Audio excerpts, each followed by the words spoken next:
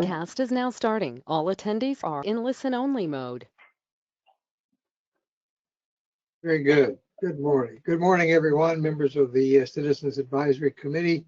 I'd like to call this meeting, our regular May meeting, to order. Welcome. I'm glad everybody was able to make it. As a couple of ground rules that we have agreed upon with staff, there is a limit of 6 cameras available to be shown at one time on the go-to-meeting format. So we're asking that the CAC members keep their cameras off until they want to speak. If they want to speak, they can raise their hand or turn their camera on, and we'll recognize them. And I think that I'd like to read through our statement of position before we get the roll call started.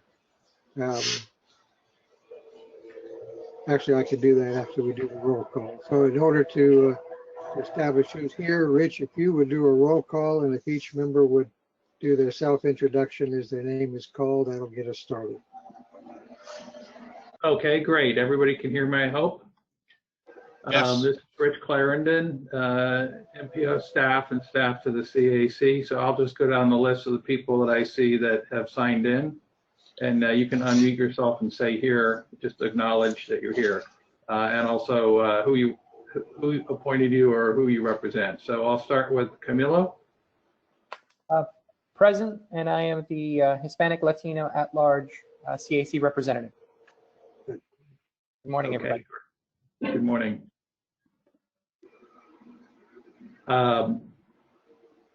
Next is Dana Lazarus. Good morning. Dana Lazarus. I represent people under 30 at large. Great. Good morning, Dana. Ed Mrzewski. Yeah, I'm here, and this is Ed Mrzewski, and I was appointed by Hart. Hey, good morning, Ed.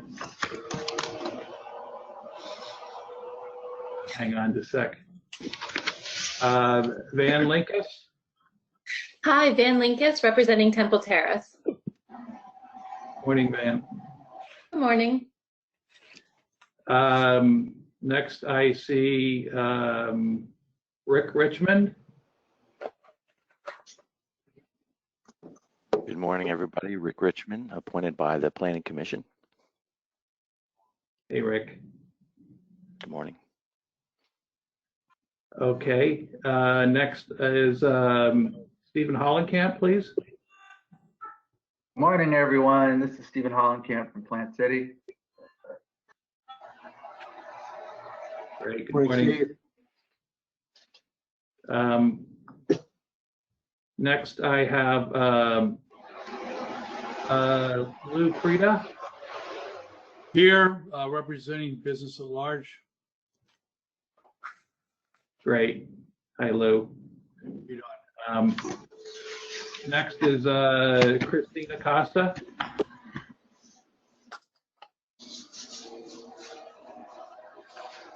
Christine, I don't know if your phone is muted or not.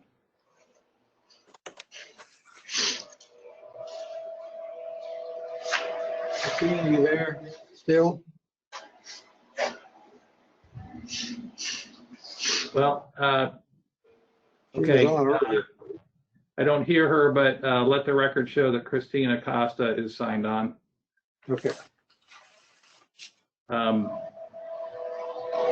Christine, you may want to try to reach Michael Renfer offline to see if you can get yourself back on the audio. Continuing with the attendees, Artie Fryer. Good morning, Artie Fryer, representing Transportation Disadvantage. Great. Next is Barbara Kennedy Gibson. Yes, this is Barbara, and I'm representing the school district. Cindy Stewart appointed me. Wonderful, thank you.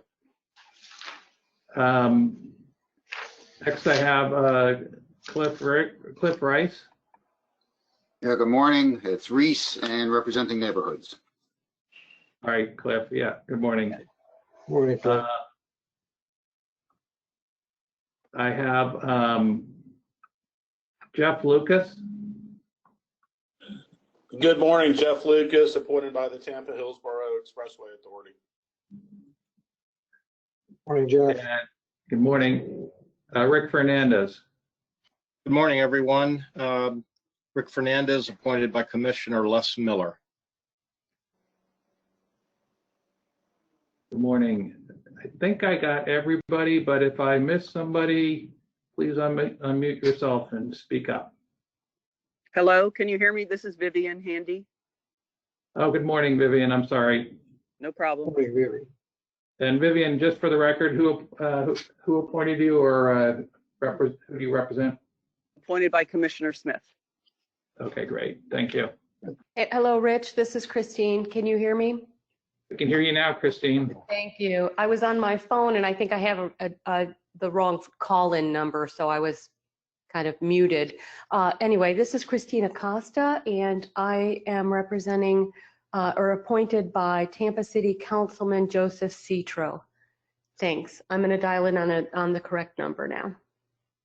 Good. Okay. Thank you, Christine. Anyone else? And I'm Bill Roberts. I was appointed by the Hillsborough Aviation Authority representing Tampa International Airport. Very good. I think we have a great attendance this morning. Thank you all for taking your time out of your busy schedules these days and joining us for the meeting. Let me read our chairman's request message that per the MPO bylaws, all speakers are asked to address only the presiding chair for recognition, to confine their remarks to the question under debate, and to avoid personalities or indecorous language or behavior. That being said, the next item on our agenda is the public comment. Do we have anyone signed up for comment, or anyone on the line that has not signed up that wants to comment on our meeting today? I have one person that I know of who's indicated he would like to make a public comment, and that is Chris Vila. I'm going to try to, well, I see he is unmuted. So Chris, can you hear us? Yes, I can. Thank you. Go ahead. Okay, great. This is Chris Vila, Tampa, Florida, 33605. So part of your agenda packet, you received my letter that I sent to all committees in the MPO. I outlined basically a point-by-point analysis as to why the Tampa Bay Next project, in particular, any work on the downtown interchange, would be very devastating for my community in Ybor City, as well as adjacent neighborhoods. One of the big fundamental things in my paper that I call out is the lack of real economic modeling. So FDOT uses a program called Transite. The Transite itself, in their own study, says that they cannot determine local impacts to CRA. So they couldn't really do a true analysis on the impacts to my neighborhood or anybody else who lives next to the downtown interchange. The other issue is that TBNext itself, from my understanding in 2019, was voted to have toll lanes as part of it. And that toll lanes would have gone from West Shore all the way through West Tampa. It is unknown that if the downtown interchange or North I-275 is going to get that. However, I do recall a motion that Les Miller made a couple of years ago that he wanted to get rid of all that. And then there was, of course, a response in the agenda packet saying that the Tampa CRA voted to oppose those toll lanes. So why am I bringing these things up? It's because there was a letter last week in April that was sent over to Les Miller by FDOT saying that FDOT has no money for the downtown interchange. So I'm bringing these points up because I think we're at a point where if FDOT really can't fund this thing, we really need to take action just to completely just say we don't need to do this project anymore. We don't need to do anything for the downtown interchange itself. In the packet itself, I did include some traffic counts and also environmental impact studies, which is, I think, really critical. And then, of course, some of the local crash maps that we have. FDOT wants to improve a lot of the work by their exits, but I can tell you, I bike everywhere in the city, and I avoid anywhere where the interstate does interface with those roads because it is very dangerous, even for a avid cyclist like myself who uses the roads quite often. And then on a final note, again, I think this project is going to be very devastating and it's unfair. It goes through every single CRA. West Shore is not a CRA. They are seeing a reap of benefits, developer benefits from this. And they also are seeing new street connections, new street surface connections. So FDOT's providing that, but FDOT didn't even offer that option to us at all. Not that I want that from the DTI, but I'm just saying that West Shore is getting the benefits while every single CRA neighborhood that this thing runs through is getting zilch. So please, I ask you, do whatever you can to stop any work on a downtown interchange. It's super critical, especially now that FDOT has zero money to do it. Thank you. Thank you, Chris. And as you know, your letter is on our agenda for discussion under unfinished business. So thank you for your comments. We'll open the meeting up to members' interest. Does anyone, before I do that, let me recognize David Bailey. I think, David, you joined us since we did the roll call, correct? Yes, sir. Can you hear me? I can't hear. Turn your mic on. Okay, my mic should be on. Bear with me here. David, Can you hear me okay now? Yes. Yeah. Can you hear me? I can hear you. Good morning, David. Can you hear me? Yes, sir. Good morning. Welcome to the meeting. We can hear you, David. We're going to go ahead now and open up the members' interest portion of the meeting. Anyone have comments they want to make? Ms. Alden? Yeah, Mr. Chair, I just wanted to let you know that I just got an email from Nikki Rice, who is on the call, and so she's having audio issues. So I just wanted to let you know that she is present and that I'm going to be working on getting her onto a different phone number. Good. Thank you, Ben. Appreciate it.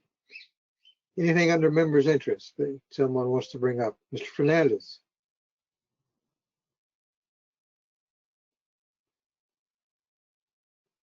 Rick, you're recognized, but I can't hear you. Can you hear me now? Yes, sir. All right, I'm sorry, I was muted.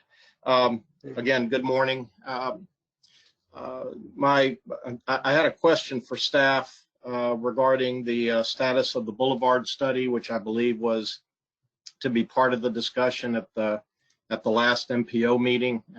We discussed it during the CAC last time around as to the funding for that project, and I'm not going to revisit or relitigate that discussion, but I'm curious as to what happened there.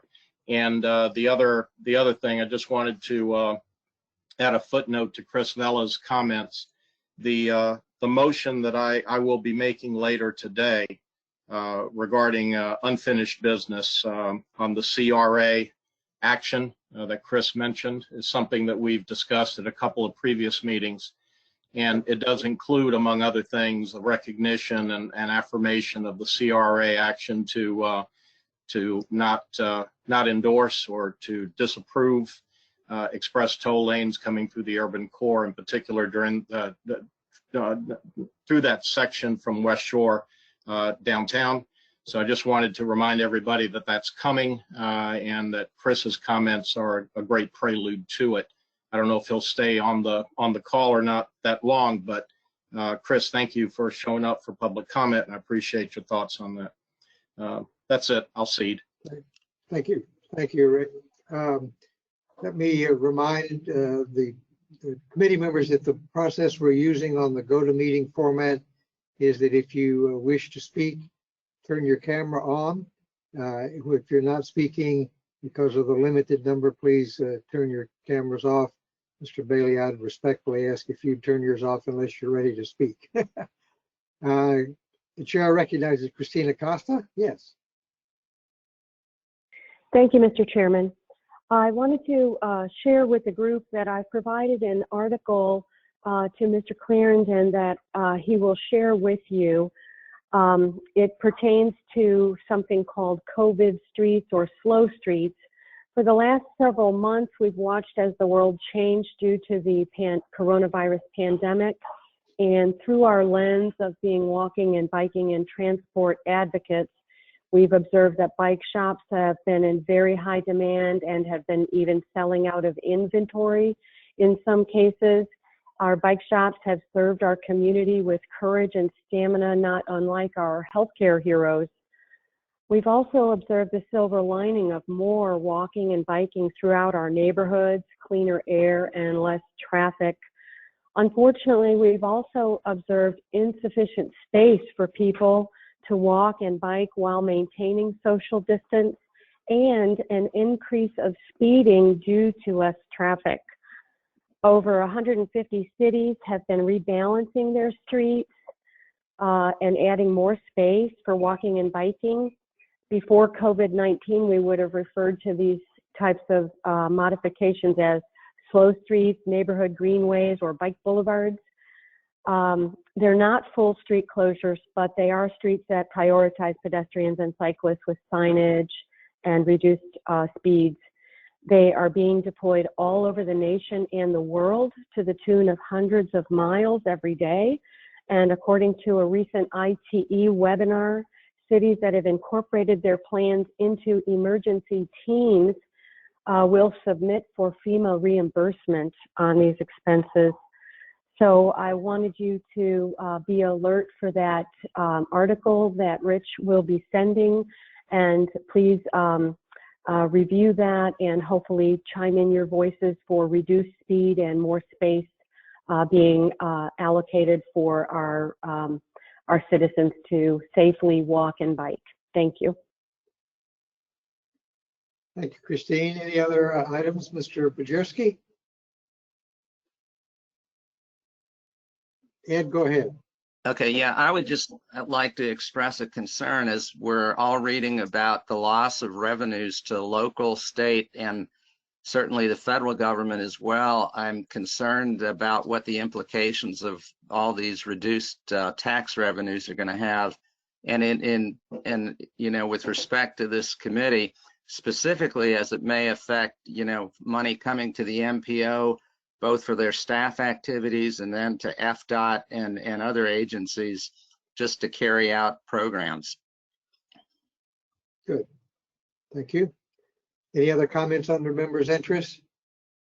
I have an issue to raise under members' interest that hopefully will be good news for the committee. The past couple of meetings, we've not been able to take votes during virtual meetings, and I believe that now the governor's executive order allowing virtual meetings for governmental entities and their committees allows us to actually take votes and approve motions and act on action items that come before us, which we were not able to do in the past. I appreciate the staff looking into this and giving us some guidance. So as of this meeting and through July 17th, if we are meeting virtually, we will be able to take a vote. We'll do that by roll call. So each member will be individually asked to vote on any matters that require action by the committee. Anything else to come before the committee under members' interest? If not, we'll move on to the next item on the agenda, which is the approval of the minutes of our previous meeting. Do I hear any comments or corrections to the minutes, or do I hear a motion for approval?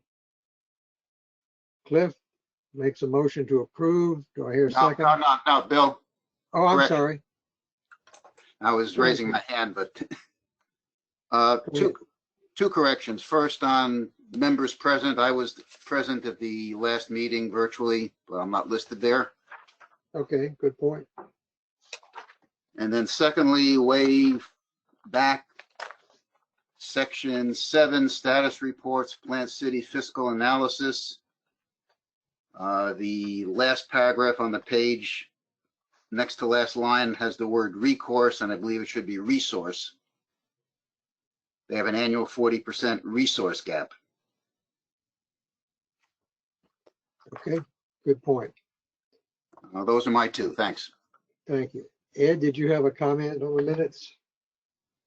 Minor thing, I noticed that Mr. Preda was not listed among members. He was listed as others present, and since he is a member, I wanted to have that reflected right. Absolutely. We'll make that correction. Any other corrections by the committee? Do we hear a motion to approve the minutes as corrected with these two corrections? So moved. Who's that? There's Rick Fernandez, so moved. Rick Fernandez. Do we hear a second? Camilo Soto, I second. Camilo will second it. Any further discussion? All those in favor of approving the minutes as amended, please say aye. Aye. Aye. Aye. Any opposed? There being no opposition, the minutes are approved as amended. Thank you very much. And now we move into the portion of the agenda that is the action items. The first item on our agenda is the public participation plan. Good morning. Wanda West, are you going to present? Good morning. Yes, good morning. For those of you who do not, who do not know me, my name is Wanda West. Hopefully you can hear me. Yes. Okay. I'm the Community Relations Coordinator with the Public Information and Communications team and MPO staff. I'm here to highlight points and get your approval on the Public Participation Plan Measures of Effectiveness Report for 2018 and 2019. Next slide, please. Why public participation? Public participation is a way to improve engagement, and that engagement is essential to move from plans to action. The work that we do should reflect the public's values of community planning. In tracking the public's participation, we see that transportation matters to people in our community. We listen, constantly interact, and if we haven't learned anything over the past couple of months, we know that we are all in this together, and that's just what it takes, working together. Next slide, please. The Public Participation Plan Measures of Effectiveness Report is our performance evaluation as it relates to public participation. It's a way of improving our outreach by reflecting on what we did well, what we need to improve, and it leads to the refinement of the Public Participation Plan, which I will be presenting next. Next slide, please. Guiding principles. We make sure to include all constituents and are very responsive in our processes. We have been creative and flexible in our community engagement and have learned how to adapt to different situations, assuring the community has an opportunity to participate in our meetings. When possible, we coordinate with local, state, and federal agencies to maximize exposure and avoid redundancies. Next slide, please. What are we looking for? We use these 4 categories to measure the effectiveness of our public participation. Next slide. We record everything mentioned here, sending out electronically or making available online. Next slide, please. Here we have numbers to go along with some of the items that were referenced on the previous slide. For a 2-year period, in constant contact, we made over 170,000 contacts. Next slide, please. And here you can see some of our Vision Zero promotions. We distributed 6,000 slap bracelets.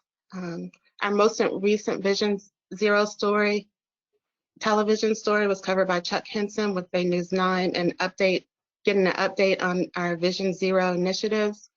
During the Martin Luther King Jr. Parade, while marching with our Vision Zero signs, we received a lot of positive feedback from members of the community.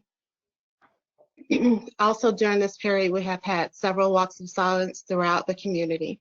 Next slide, please.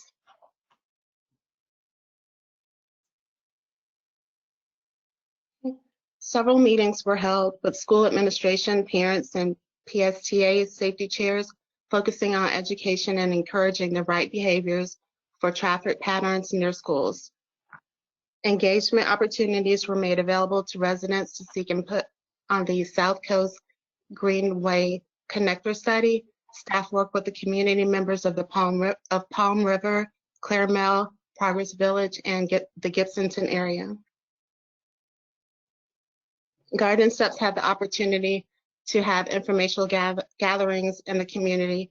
Cooking demonstrations were held with seniors, and they were named one of the 8 runners-up in the Healthiest Cities and Counties Challenge and received a $50,000 check from Aetna. The It's Time Tampa Bay Tri-County collaboration process included Pasco and Pinellas County MPOs. Next slide, please. Some of our new engagement and collaborations during this period. The Independent Oversight had its first meeting August of 2019. Collaboration, members appointed by the Hart Board of Directors, Hillsborough County BOCC, Tampa City Council, mayors of the cities of Tampa, Plant City, and Temple Terrace, Hillsborough County Clerk of Circuit Court, the property appraiser, tax collector, and MPO staff has provided administrative support for the IOC.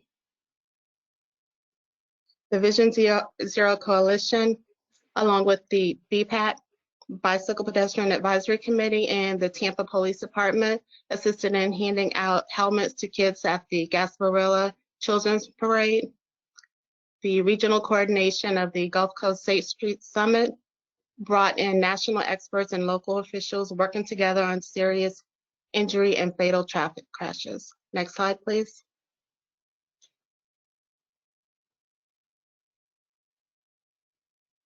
Here you can see some of our numbers from our public meetings and committee meetings. Some of our highest attended events, 40,000 attendees at the Labor Day Florida's largest home show, and for the WFLA AM Tampa Bay radio show during our It's Time initiative. It's Time Hillsborough initiative, there were over 100,000 listeners. Next slide, please. Okay, during our TIP hearings, we had dedicated English and Spanish phone lines. You can see the attendees for the 2018 TIP hearing as well as the 2019 TIP hearing. Next slide, please.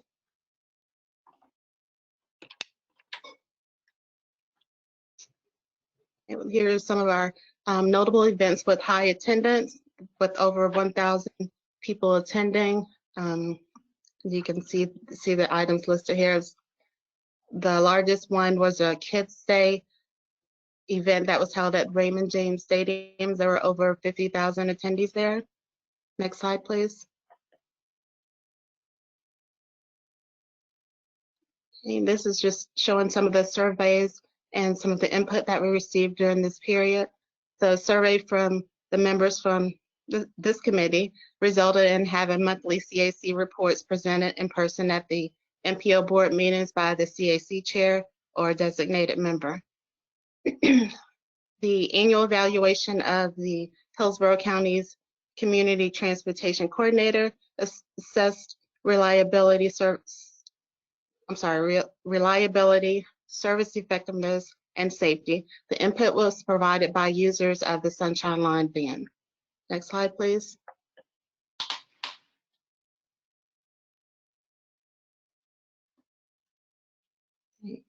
Here we're showing some of our statistics, Facebook and Twitter, and also there were over 1 million web page hits for Plan Hillsborough. This was a 16% increase from the last cycle. Next slide, please.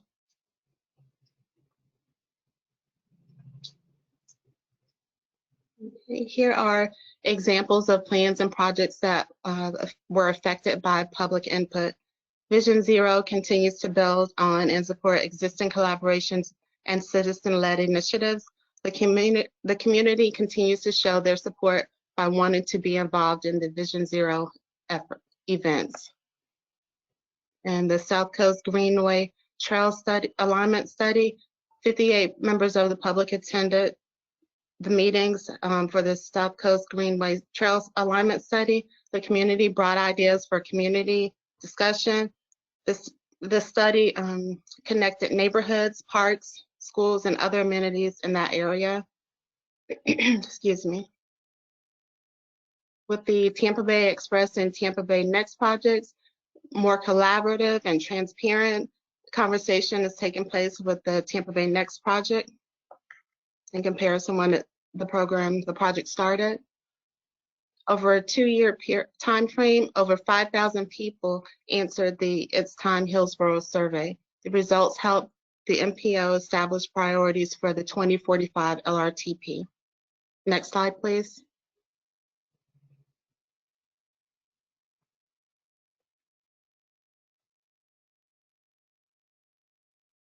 Here we're showing some of our online interactive map tools. We have the TIP mapping tool, Health Atlas, the traffic counts map, bike suitability map. Okay, next slide, please.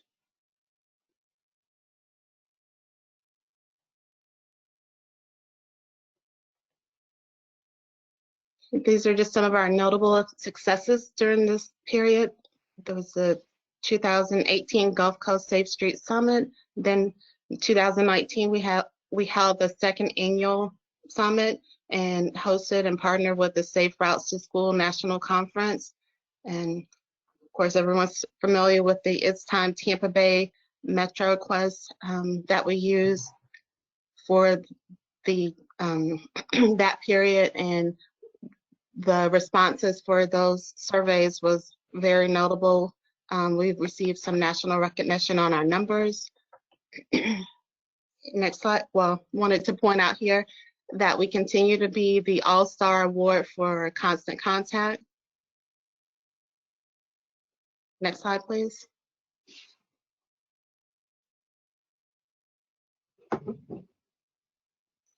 Key updates from 2016-2017 recommendations.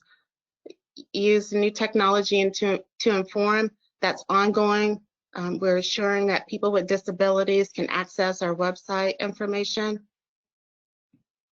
Continue using and seeking new avenues for the use of social media. Staff evaluated the Instagram platform, which was brought up in our last cycle during 2016-2017, but has not been the best fit. However, as our photo video library increase, we are thinking about revisiting that.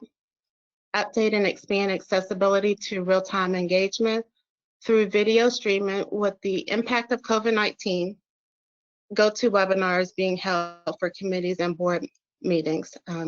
This has increased our video streaming. So, next slide, please. The recommendations for 2021. Increase citizen engagement in the environmental justice areas to augment agency awareness and presence in the community by cultivating relationships with nonprofits, faith-based groups, and other community organizations. This will assist the agency in receiving feedback and input from diverse viewpoints, not just during plan updates. Utilize short videos for informing participants. This will assist us in reaching the younger demographic group who utilizes YouTube. Develop strategies for flexibility and meeting public planning requirements.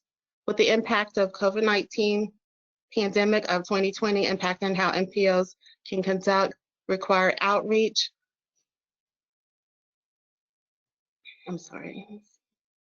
Seek feedback on public engagement strategies.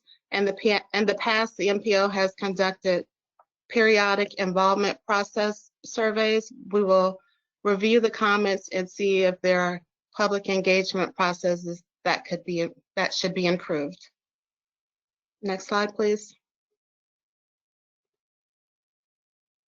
We are requesting that you approve the measures of effectiveness report. That concludes my presentation. Are there any Thank questions? you very much. Good report. Any questions of Ms. West on the report itself? Christine? Christine, you're recognized. Sorry, I know I have to keep remembering to operate two devices here. Thank you, Wanda. That was fantastic, and it was nice to see the results of the aggregate data of all that effort. I know I got to participate in a lot of it, and it was just really nice to see that. I had a question on your slide that was titled recommendations for the future. You indicate, let's get that slide back.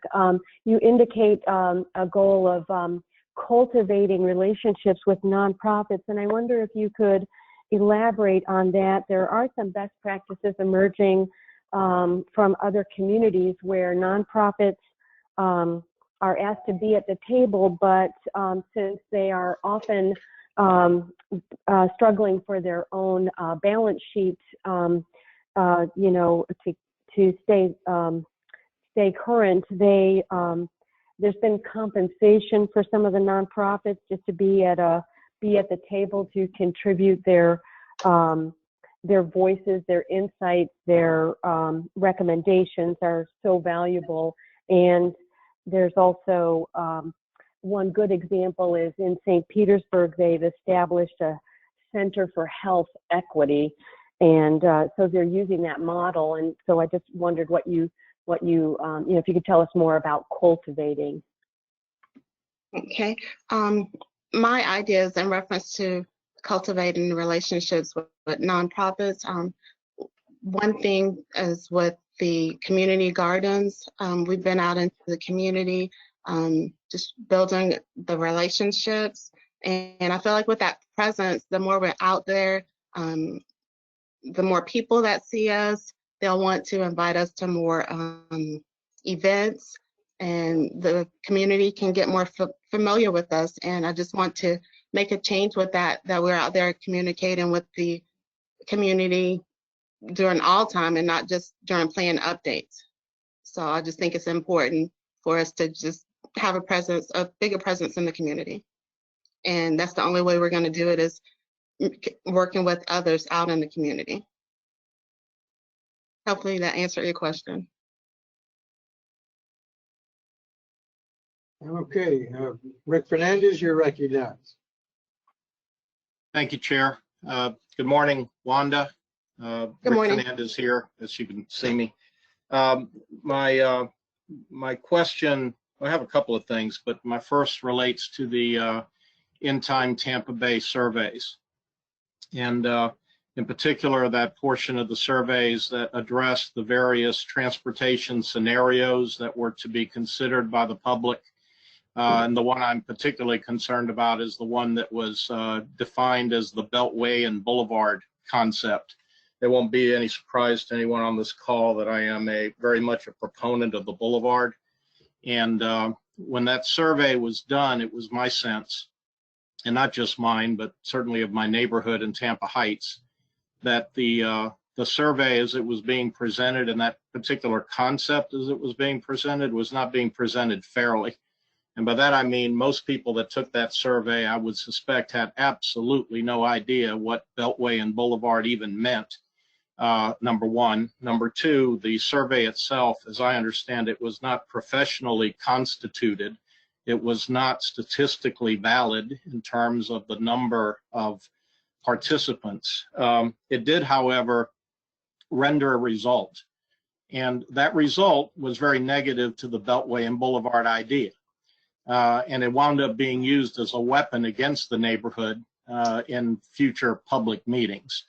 So my sense is that the surveys, as they currently are being used and constituted, are receiving an outsized level of importance, and I don't think are adequately and fairly representing the true beliefs of the neighborhoods that are most affected by these various transportation scenarios. So as a sense of a representative of District 3 of Hillsborough County, appointed by Commissioner Miller and at that time, president of the Civic Association in Tampa Heights. I'm here to tell you, I don't think that survey really performed much of a public service. Now, the good news is you have said something in your recommendations portion about utilizing videos to inform participants. If the survey is structured more appropriately and videos are used to inform participants of each of the scenarios, using the example I mentioned before, at least then perhaps you have people answering a survey that have the information necessary to make informed decisions.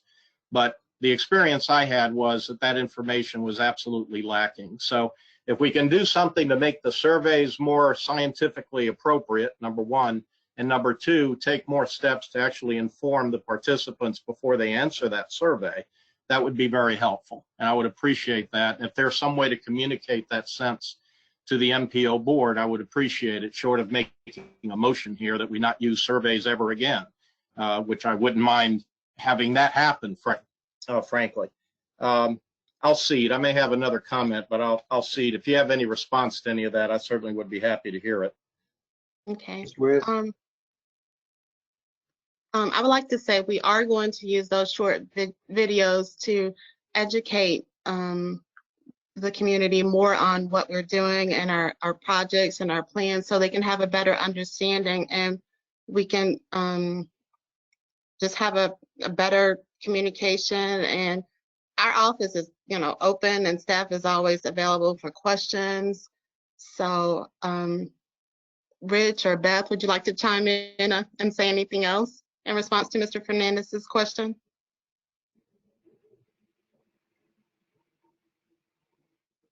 This is Rich.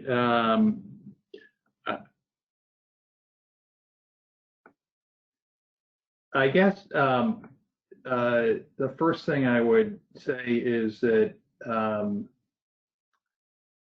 number one, we are required, but it's also just a good idea to go out and take the pulse of the community and the population that we serve, the constituents that we serve from time to time. There's all different ways you can do that. The particular survey, the MetroQuest platform and the It's Time Tampa Bay survey that Rick mentioned was never,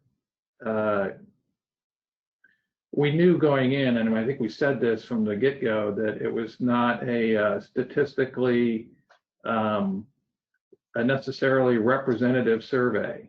And that was always made clear when we presented results. But it was a data point. And, we can argue, I guess, about the way the questions were framed. But, I think we were trying to provide some sense of what some of the planning ideas, concepts, issues that had been presented to the MPO and to the CAC, and put it into a framework that hopefully people could understand. I am glad that Rick mentioned the short videos. That's something that I think we've been kicking around. In fact, we just purchased some video equipment that hopefully we can become proficient at. I mean, this is not going to be high production value videos, I guess, in the future, but they will be informative and maybe allow us to explain things a little bit better than maybe they could be done otherwise. So I think that's all I would say at this point. Thank you, Rich. Thank you, Rich. The chair recognizes Dana Lazarus. You have a comment or question? Dana, you're I off. was just muting myself, thanks. Okay. The MPO of all the transportation planning agencies, I feel, does do the best job of engaging people and but with the measures of effectiveness report, it's strange to me that there's no actual measure of effectiveness that at least in this presentation, I didn't see. Maybe it's somewhere in there, but I would think it would have been expressed. Because just because people attend your event or view the website doesn't mean that engagement or informational tactics are working. And so my question is, how has engagement changed over time? How is that being expressed? And when I say engagement, that's not just like in numbers of people. I mean, there's a lot of rich data that can be gathered to express the story of how engagement is changing and how effective it is. So not just the counts, but also what people have learned from A to B, or what new things have people tried since they started engaging with the MPO, for example. So I just wanted to say that. I know that, for example, when I worked on the report, the last time it came out, I remember putting in data about how much engagement there was on like the Facebook page. And I was really interested to see if that engagement would have increased or expanded, or if there were more comments, like more true engagement and not just people viewing the Facebook page, because you can see those insights. They literally make a graph for you.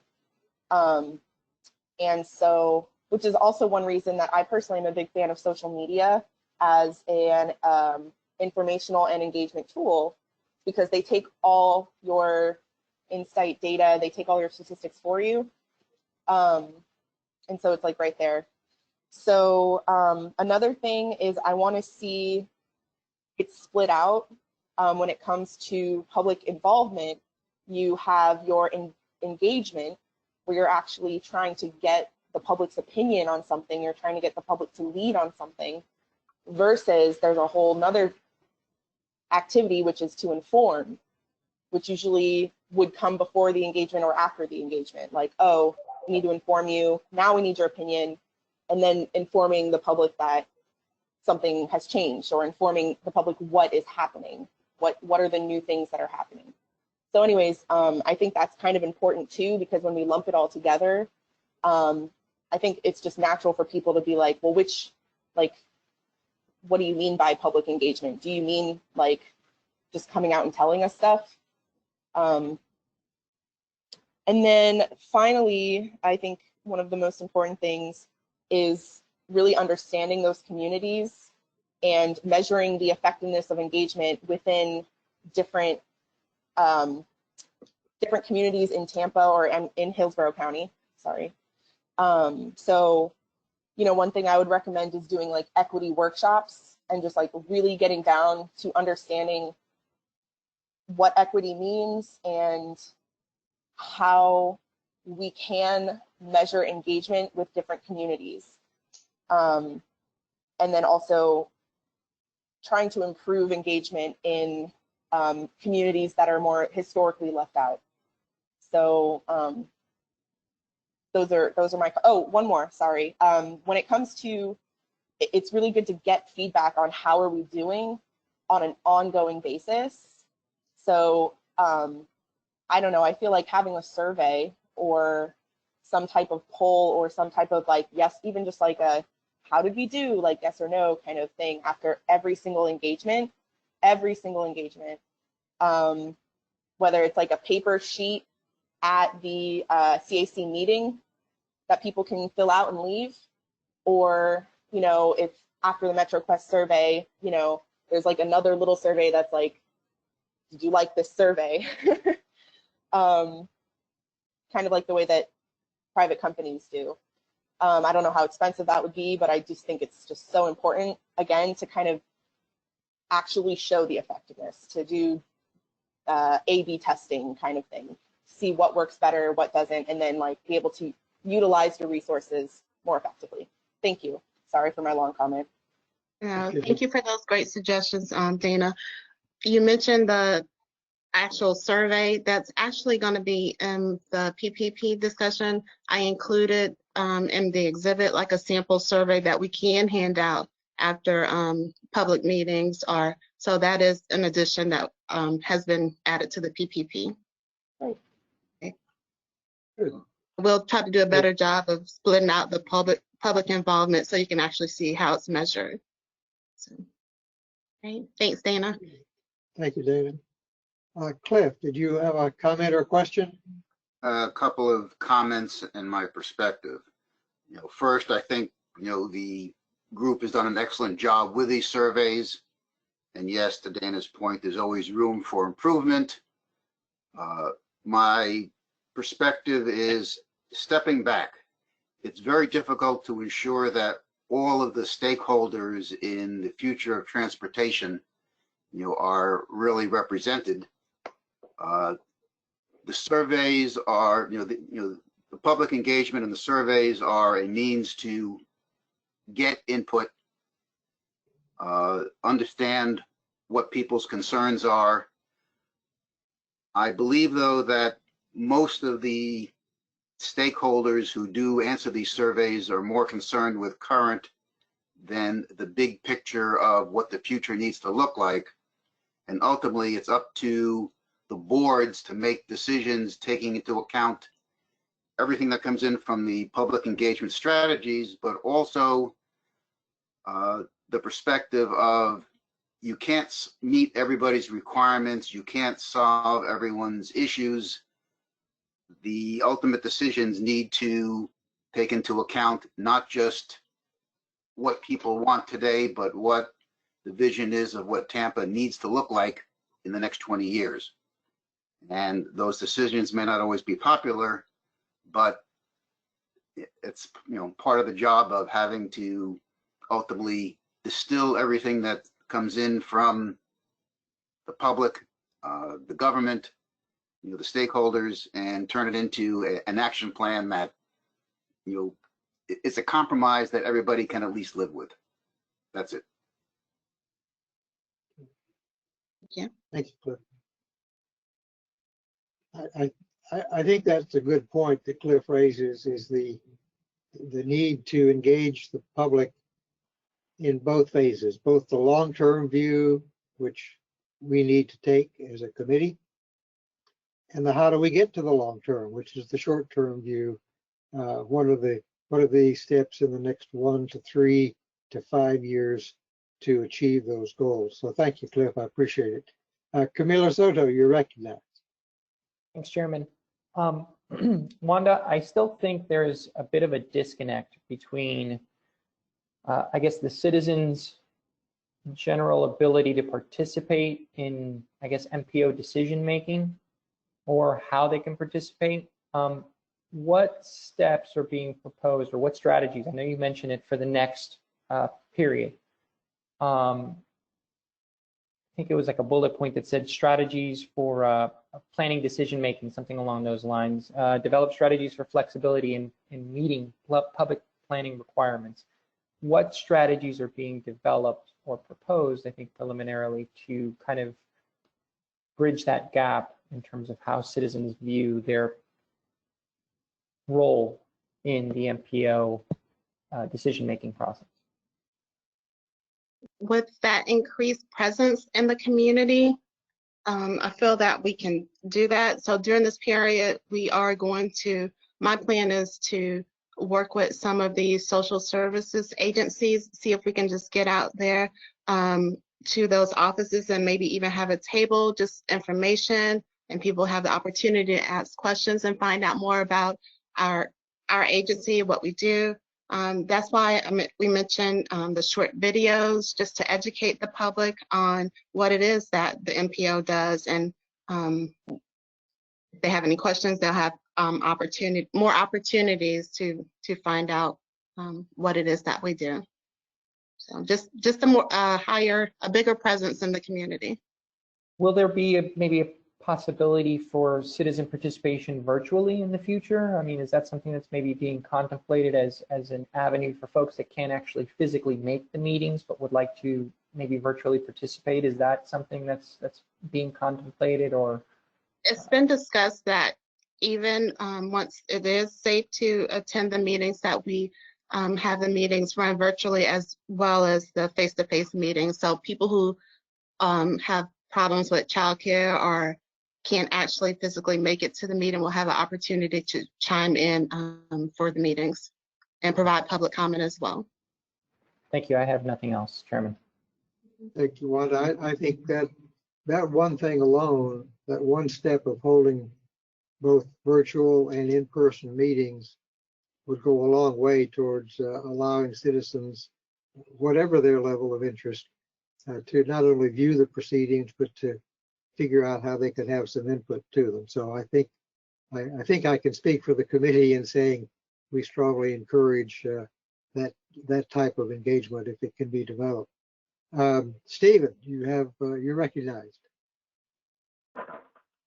All right, thank you, Wanda. I want to echo what Clifford said. I thought that was very well put, that we should have these surveys focused more on the long term than the short term.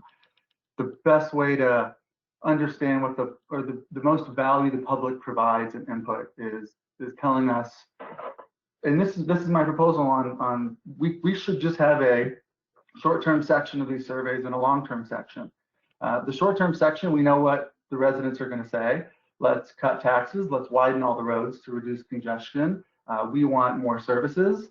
And we all know that because of trade-offs and because of the complexities of making engineering and budgeting decisions, that all that short-term input is helpful, but not nearly as valuable as the long-term input.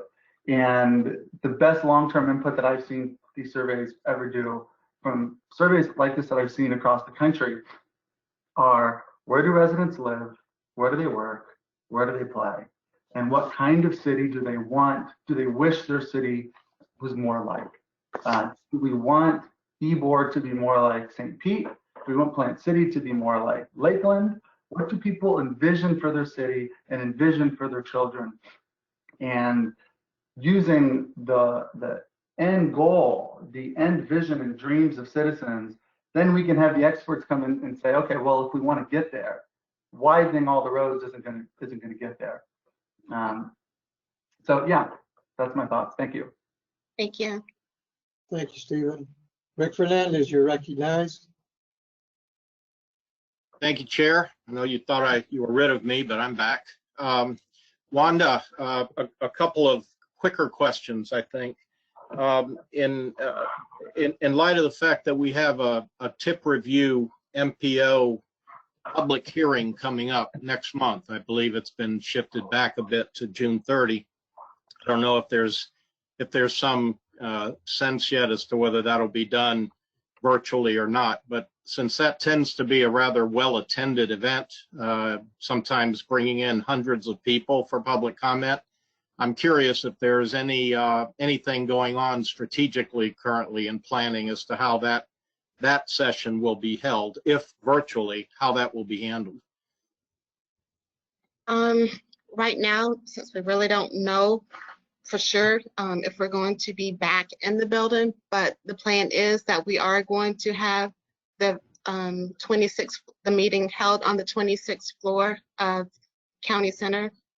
So we're thinking by June 30th that things will be open back up. We'll probably have to have lesser capacity at the meeting, and probably, as always, have the first floor of the building open up for people to provide comment. So it will probably be ran virtually as well as in person, but just a smaller capacity that we've seen in the past. Did that answer your question? Yeah, it's going to be complicated. I get it, and it definitely will be. I guess what I wanted more than anything else is a sense that people were thinking about it, and it's going to be a complex issue. We're definitely thinking about it. The last question I had was with regards to the South Coast Greenway Corridor study. if I recall correctly, as you were going through the various communities that were affected there, I think many of them were in District 3 in the South County, and many of them are probably communities that would be considered communities of concern on some list somewhere.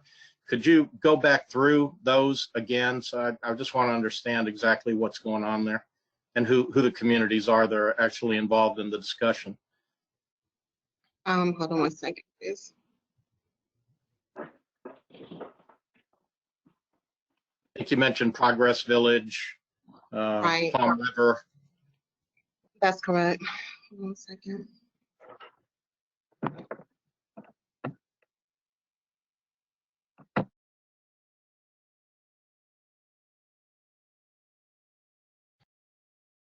I'm sorry, didn't mean to throw you a curveball there. No, it's okay. It's okay. Yes, I did mention Palm River, Clare Mill, Progress Village. We were just out there. We had like 3 community meetings just to get feedback from those citizens, just to connect. Hold on one second. I'm sorry. Just to connect the community and the neighborhoods, the parks, the schools, and other amenities in that area. I'm going to make a recommendation to you with regards to those kinds of public engagements. Okay. Again, for those of all of us are sitting around this virtual table today, being appointed by someone. In my case, Commissioner Miller, District 3. I think most of the county commission. I think most of those communities you just mentioned are within District 3. It might be helpful, if you don't already do it, to invite the county commissioner involved to come to those meetings and be part of that public participation. I know personally, had I known that those public engagements were taking place, I might have wanted to go if my schedule would have permitted, because it would have put me in a better position then to communicate those interests to the CAC when we have our monthly meetings. So maybe there's a way to put more of us in the loop that have those representative responsibilities, and it's a great way to get to know the communities we represent at the same time. All right, we do post those meetings on our calendar. We send them out. We send them out via constant contact. We put them on the agenda packets, but we'll try to make sure we do a better job at communicating with the elected officials and committee members to make sure that they are aware of the different studies and meetings that are going on in the community. Mr. Chairman. Thank you. This is Rich. If I could just jump in here for a minute. It's standard procedure that when we hold these events out in the community, that we always include in the meeting invite the board members. So if that would necessarily include the member whose district it is. The particular study that Rick mentioned,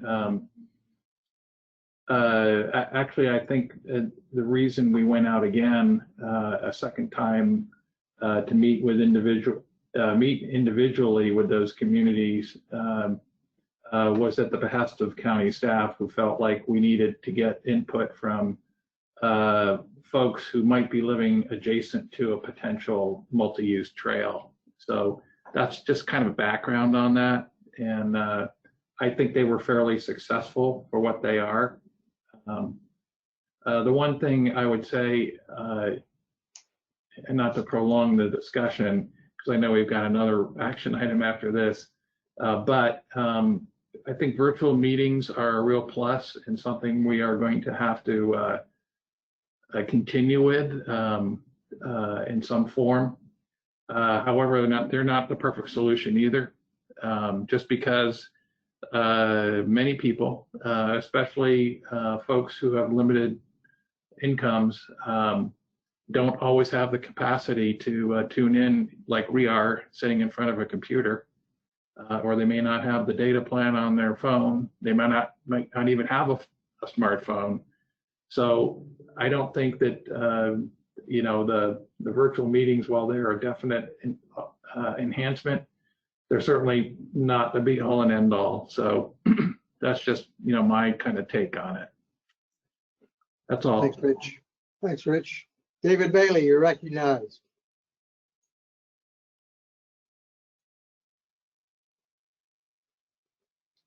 Can't hear you.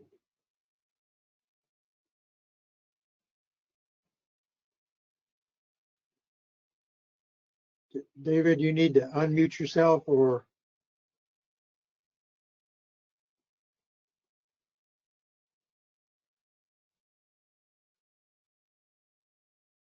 No, we still are not able to hear you, David.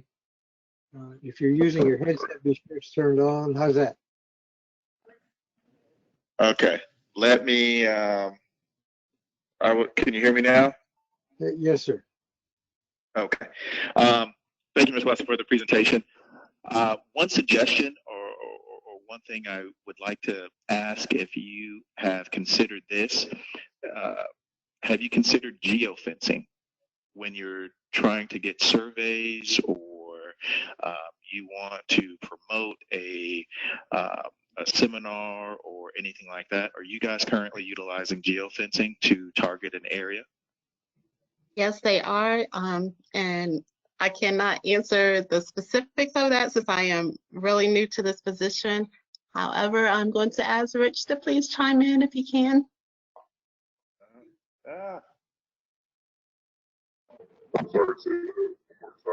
All right, I was muted myself.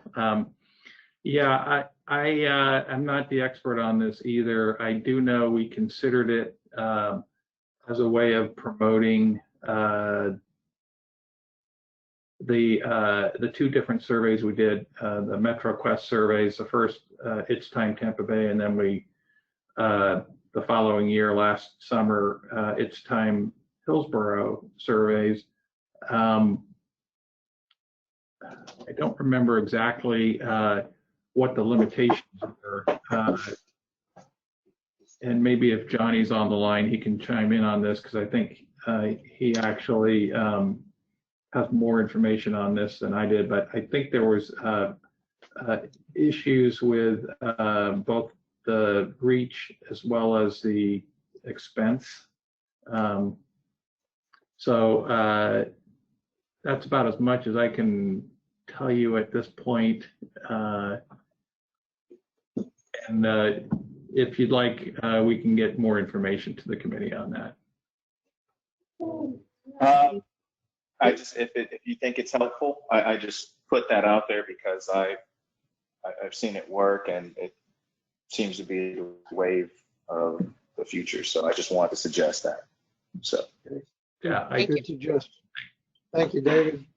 Clifford, you're recognized. Just one quick comment, just a reminder that in addition to the public, the businesses in the greater Tampa area are also stakeholders, and without businesses, we don't survive. So we need to ensure that their feedback is also included in everything that we gather. That's it. Okay, thank you. Point. Thank you. Hoyt, you're up. You're recognized. Thank you, Bill. I don't have any questions at this time. Okay, good. Welcome to the meeting. Any other questions or comments on Ms. West's report? It is an action item, and I believe, Rich, we need to have a vote to recommend that the report be transferred on to the MPO board. Hoyt, were you raising your hand or just waving? I was thinking about asking a question, and then I thought about just not asking it and letting the menu, not related to the subject, but related to just a procedural function. But I'm just going to keep my mouth shut, which is rare, and let everyone proceed. Thank you. Comment anytime. Do we have a motion to recommend the effectiveness report and send it on to the MPO? Someone care to make that? Who's that? Artie Fryer. Okay, is there a second? Second. Who was the second, please? Lou Prida. Thank you, Lou. Lou, thank you. We have a motion and a second to recommend the approval of the effectiveness report. Thank everyone for their comments. Any further discussion before we take a vote? Just one procedural note, Mr. Chairman. I don't know if you actually need to do a roll call vote. I think maybe for the sake of efficiency and saving a little bit of time, we can do a voice vote, and then if there are any in opposition, we would ask them to identify themselves. I think that's a great suggestion. All in favor of the motion, please say aye. Aye. Aye. Aye. Any opposed? Hearing none, the motion passes. Thank you, Wanda. I appreciate it. You have the next item on our agenda, which is public participation plan amendments. The MPO amends the PPP at least every 2 years, and PPP is a public participation plan at least every 2 years in order to capture any strategic or operational changes to our outreach initiatives. Next slide, please.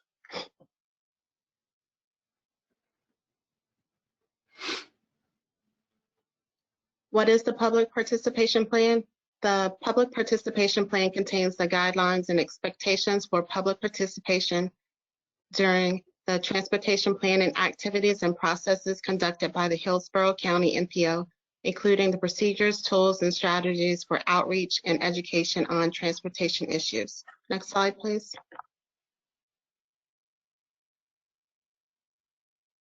The following are amendments to our PPP. The cosmetic changes, new organizational chart, minor edits, updates, public participation toolbox updates, flexibility for public comment, engagement in emergency situations, and of course, confirmation of the recommendations that y'all just approved from MOE report. These updates are produced in order to ensure that we are proactively reaching out to all segments of the community, that our outreach efforts are effective, and that members of the public can simply access any material needed to inform their transportation decisions. Next slide, please. After several annual renewals, the last meeting of the School Transportation Working Group was held December 5th, 2018. The School Board Transportation Committee and a staff level school committee, along with FDOT's Community Traffic Safety Team, now coordinates on school transportation issues. Next slide, please. The following is our agency's new organizational chart. Joshua Barber has been designated as the MPO's Title VI coordinator. Next slide, please.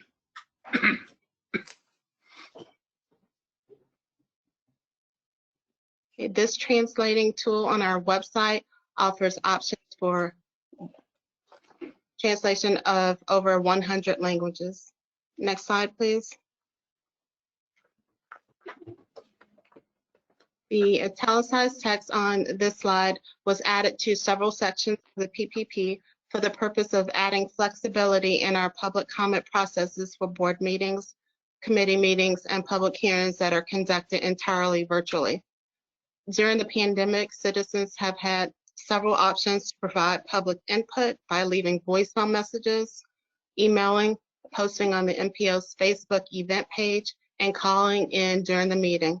We have recently included a mail-in option for the 45-day public comment period for the PPP.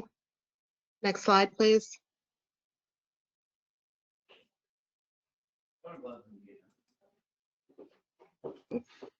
Excuse me. If government facilities are temporarily closed to the public or in-person meetings are limited or suspended, virtual meetings will replace in-person meetings until in-person meetings can be safely held.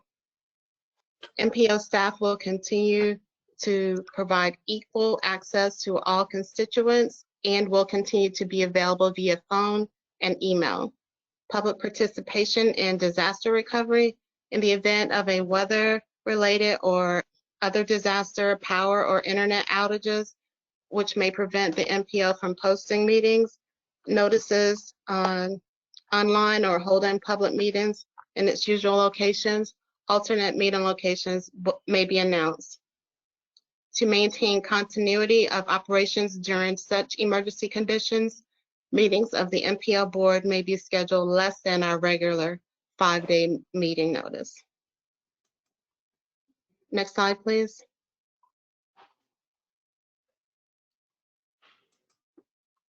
We've added the following text to the limited English proficiency section. MPO staff has created a Spanish-speaking working group to translate planning jargon. The group discusses the language of public information materials and ensures that translations are understandable. With Section 508 of the Rehabilitation Act requiring federally funded agencies to ensure that electronic and information technology is accessible to all, the MPO is proactively converting key documents into a compliant format using current professionally accepted methods. Next slide, please.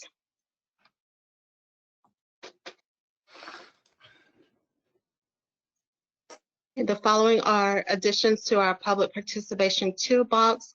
These engagement strategies are used as appropriate for constituency of each planning project. Next slide, please.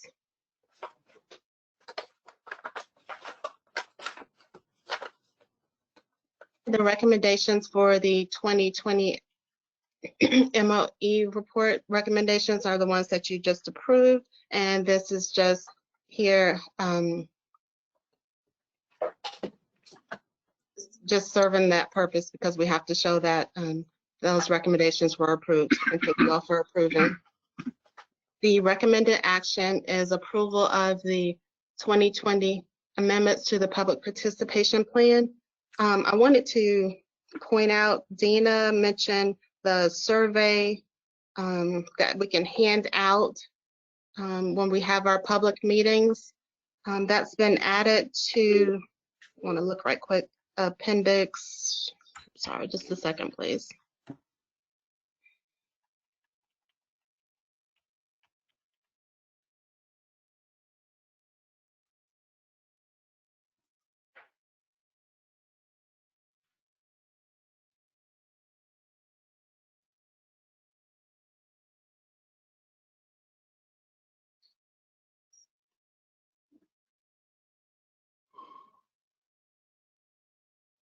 I just wanted to point it out. It's been added to one of the appendices. You just bear with me 1 second. It's been added to Appendix C. That concludes my report. Thank you, Wanda. Are there questions or comments on the proposed amendments? Activate your screen and we'll be happy to recognize you. Seeing no questions, the chair will entertain a motion to recommend and approve these amendments and pass them on to the MPO. Do I hear a motion? So moved. This is Dana. Dana made the motion. Is there a second? Terrence will second. Terrence Tron, I think, seconded that. Yes, sir. All right. Any further discussion on the recommended amendments to pass along to the MPO? If there are none, I think we'll do the same process. We'll do a voice vote in the interest of time and efficiency. All those in favor of the motion, please say aye. Aye. Aye. Aye. Aye. Any opposed? Hearing none, the motion passes. Thank you, Wanda, for your 2 presentations and your patience. Thank you. Have a good day. Thank you very much. We'll now move into the unfinished and new business section of our agenda. The first item on this portion of the agenda, I will recognize Mr. Fernandez, who has some action he may want to propose regarding the Tampa CRA. Rick? Thank you, Chair. Can you hear me all right? I think I unmuted. We good? Yes, you can. Yes. Okay. Members of the committee, those of you who have been in attendance for the last 2 months have heard this before in whole or in part. There was a action taken by the city council sitting as the board of the CRA back in February 13 to be exact, of this year. And the action taken is actually captured within the context of my written motion, which I think was sent out to you folks as part of, if not part of your package, it was sent out as an amendment that Rich sent out to everyone yesterday, I believe. And the lateness of that submission is not due to Rich at all. I didn't get around to doing this until yesterday, so I apologize for that. I was dilatory. But in any event, this is my effort to try to capsulize everything in a nice, neat way. And if it's deemed appropriate by the chair, I'll just read through it real quick. Otherwise, I'll rely on people to read it for themselves. What's your pleasure? Are you proposing to read through the transcript of the CRA meeting, or just simply to incorporate that in your motion? I basically incorporated the relevant portions of the transcript in the written motion that I submitted. On the off chance that there's somebody on this call who hasn't read this yet, I thought perhaps I would just verbally narrate it, but it's going to take just a moment longer. Why don't you go ahead and make the motion, and we'll see what questions arise. Okay. Well, the motion then is captured in paragraph 3 of the written document that was submitted to each of you yesterday. I move that the MPO CAC affirm and support the action of the CRA board and communicate said support to the MPO board, period. Respectfully submitted. If there's a second, okay, I'd appreciate, or a motion and a second. We have a motion on the floor. Do we hear a second? Stephen Hollenkamp here. I'll second. Stephen Hollenkamp seconds. Are there questions regarding the motion or discussion? Questions for Mr. Fernandez? Mr. Chairman, this is Christine. I have a question. Please go ahead, Christine. Okay. Mr. Fernandez, if I understand this, the CRA board voted, had this conversation and kind of they paired two subjects into one, which is the tolling of the interstate and the CSX lines. Do I understand that correctly, that there's two things here bundled into one?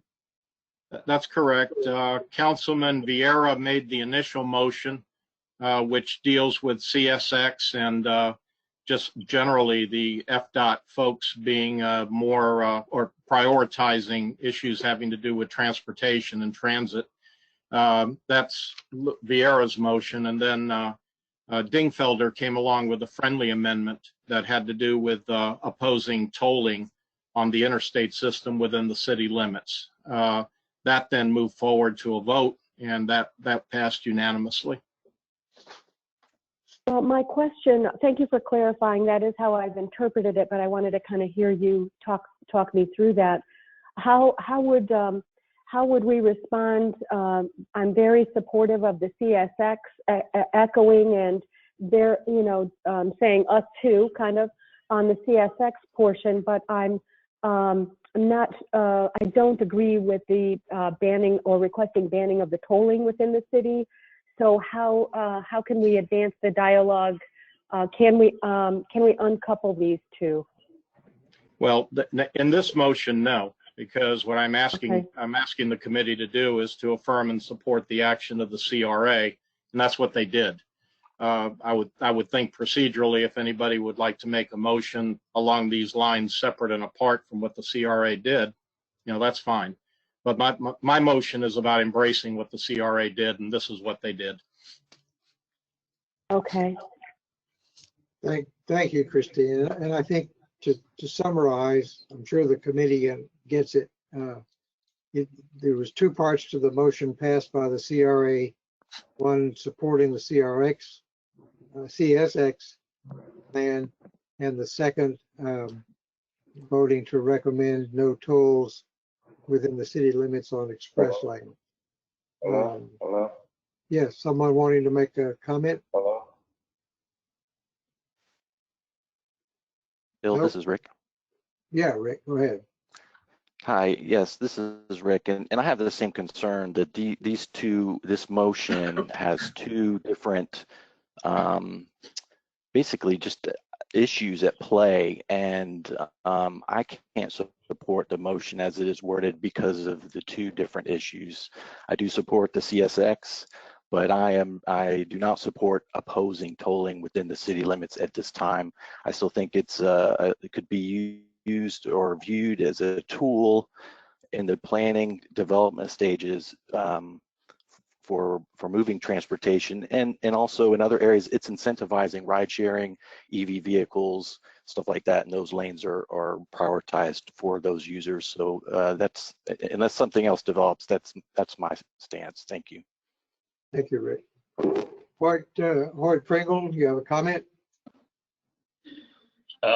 Thank you, Mr. Chairman. A point of clarification, and Rick can feel free to correct me, because I think this is where sometimes it gets a little confusing with language. So interstate, the term interstate is a very specific designation. So that doesn't mean every potential freeway in Hillsborough County won't be allowed to use tolls. And interstate is specifically those 275, Interstate 75, I-4 with an interstate highway designation. So as I understand it, we're not talking about tolls on the Veterans Expressway, or we're not talking about the tolls on the Suncoast Parkway, or we're not talking about tolls on the Selman Expressway. We're specifically talking about freeways that carry an interstate highway designation, of which Hillsborough County has 3. Is that how you understand the 75, 4, and 275? I think that's 3. May I respond, Chair? Yes, please. Yes. Go ahead, Rick. All right, thank you. Hoyt, yes, I think your interpretation is absolutely right on. By way of context, this motion that was made by Councilman Vieira and then the friendly amendment by Dingfelder, that followed the presentation of the Florida Department of Transportation that day when they were talking about the SEIS study and the various preferred alternatives. The conversation was very specifically limited to the interstate highway system that's impacted by the SEIS study, which is that area that is now proposed for tolling between the West Shore Business District and downtown, otherwise known as Section 5 of the old TBX project. That's where the toll lanes earlier that we're talking about. And it's still unclear whether or not they're talking about express toll lanes on I-4 heading out toward Polk County. But if indeed FDOT eventually comes around to that idea, it would also include that. Toll lanes on 275 north of downtown interchange have already been taken off the table. So it's just that section, West Shore to downtown, and then I-4 from the downtown interchange out to Polk, if they get around to doing express toll lanes there.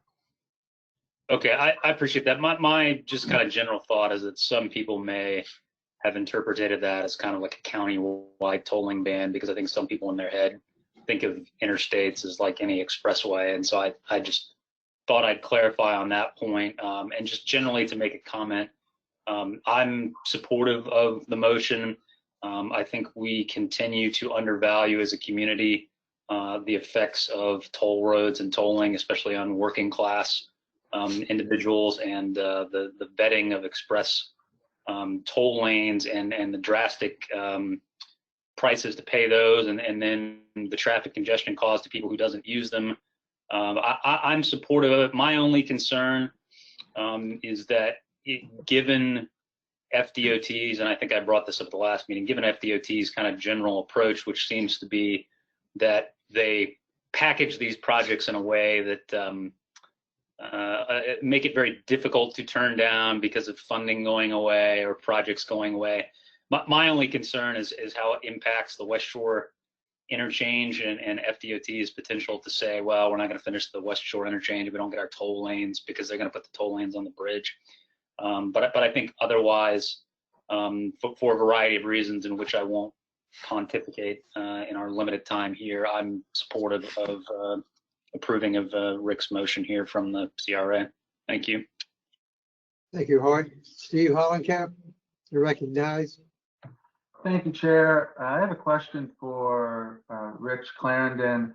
I recall there being plans to have a conversation at one of our future meetings on toll roads. Is that correct? It feels like a big topic that we haven't discussed as a group yet, and I feel like it's worthy of having a longer conversation. Yeah, hi, this is Rich Clarendon. You are correct. Your memory is correct. And actually, later on in your agenda, we're going to talk about the timing of a workshop on toll managed lanes. We had thought initially that we could squeeze it in June. Of course, that was before we started meeting virtually, and we had to readjust. So we're thinking now October, and I will be talking a little bit about the specifics of that, because I think we actually want to have an invited speaker who might be coming from, well, may or may not be coming in from out of town, or maybe participating virtually, but anyway, a recognized expert. So that's still to come. And it is a big topic, and I think one worthy of discussion. I would, I guess, just as a means of context, providing a little bit of background and context for those who may not have been on the CAC or at the MPO meeting, but when we asked the MPO to adopt the long-range plan back in November, the MPO had some concerns about toll managed lanes, and so they actually acted to remove the word tolls from the description of express lanes on I-4 and I-75. And then, as Rick Fernandez just mentioned, DOT removed the toll express lanes from their proposed additional laneage on I-275 north of the downtown interchange. However, the MPO declined to remove express toll lanes from the West Shore interchange. For the reasons that were mentioned, that it was already in the design, it was in the plans. The governor had just announced funding for that project, which is a big project, and I think the MPO did not want to jeopardize that funding. So that's just by way of background. I guess my final thought is that it's up to you all as to what you want to do with this motion. However, we will have more information, I think, on managed toll lanes coming to you later in the year. Thank you, Rich. Dana, do you have a comment? Yes. I feel like, none of us are necessarily experts on managed toll lanes or the different tools that transportation planners have, or anybody has to budget for the infrastructure that we need. But what we can do is make motions and make sure that the decision makers know what our values are and what we want for our city. And I just wanted to mention that in my, even in my master's program, we had to study tolling as a tool for funding and this and that. And sure, they have these ideas of why tolls are a good thing to reduce single occupant vehicle usage and all of this, but ultimately it is a vehicle to continue building highways and to continue building and expanding road infrastructure.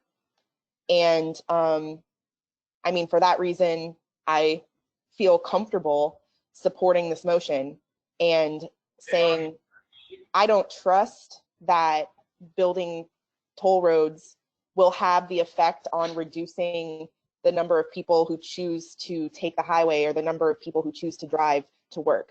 I don't think that that's a proven phenomenon. And so, yeah, I definitely don't. I also have major concerns, as someone mentioned earlier. I think it might have been Steve, about the equity aspect of funding a type of infrastructure that is only accessible and only really used by people who have, you know, a business credit card that they use to take the toll roads. So I don't think we should be using our general, you know, tax money that's supposed to be, and other types of funding that's supposed to be used to build our transportation for these very specific types of transportation infrastructure that is not accessible. Okay, thank you. So yeah, I support the motion. Thank you, Dana. Christine Acosta, you're recognized. Thank you, Chair. And thank you, everybody, for this additional dialogue on this. I'd like to make a motion. Clearly, the conversation we're having conveys that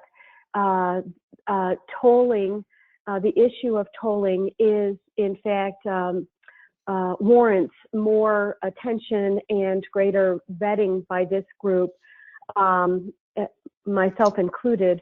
But there's no question in my mind that supporting what was Councilman Vieira's original motion to have CSX conveyed as a top priority in our county for planning and future SDOT prioritization is, you know, frankly, a no-brainer.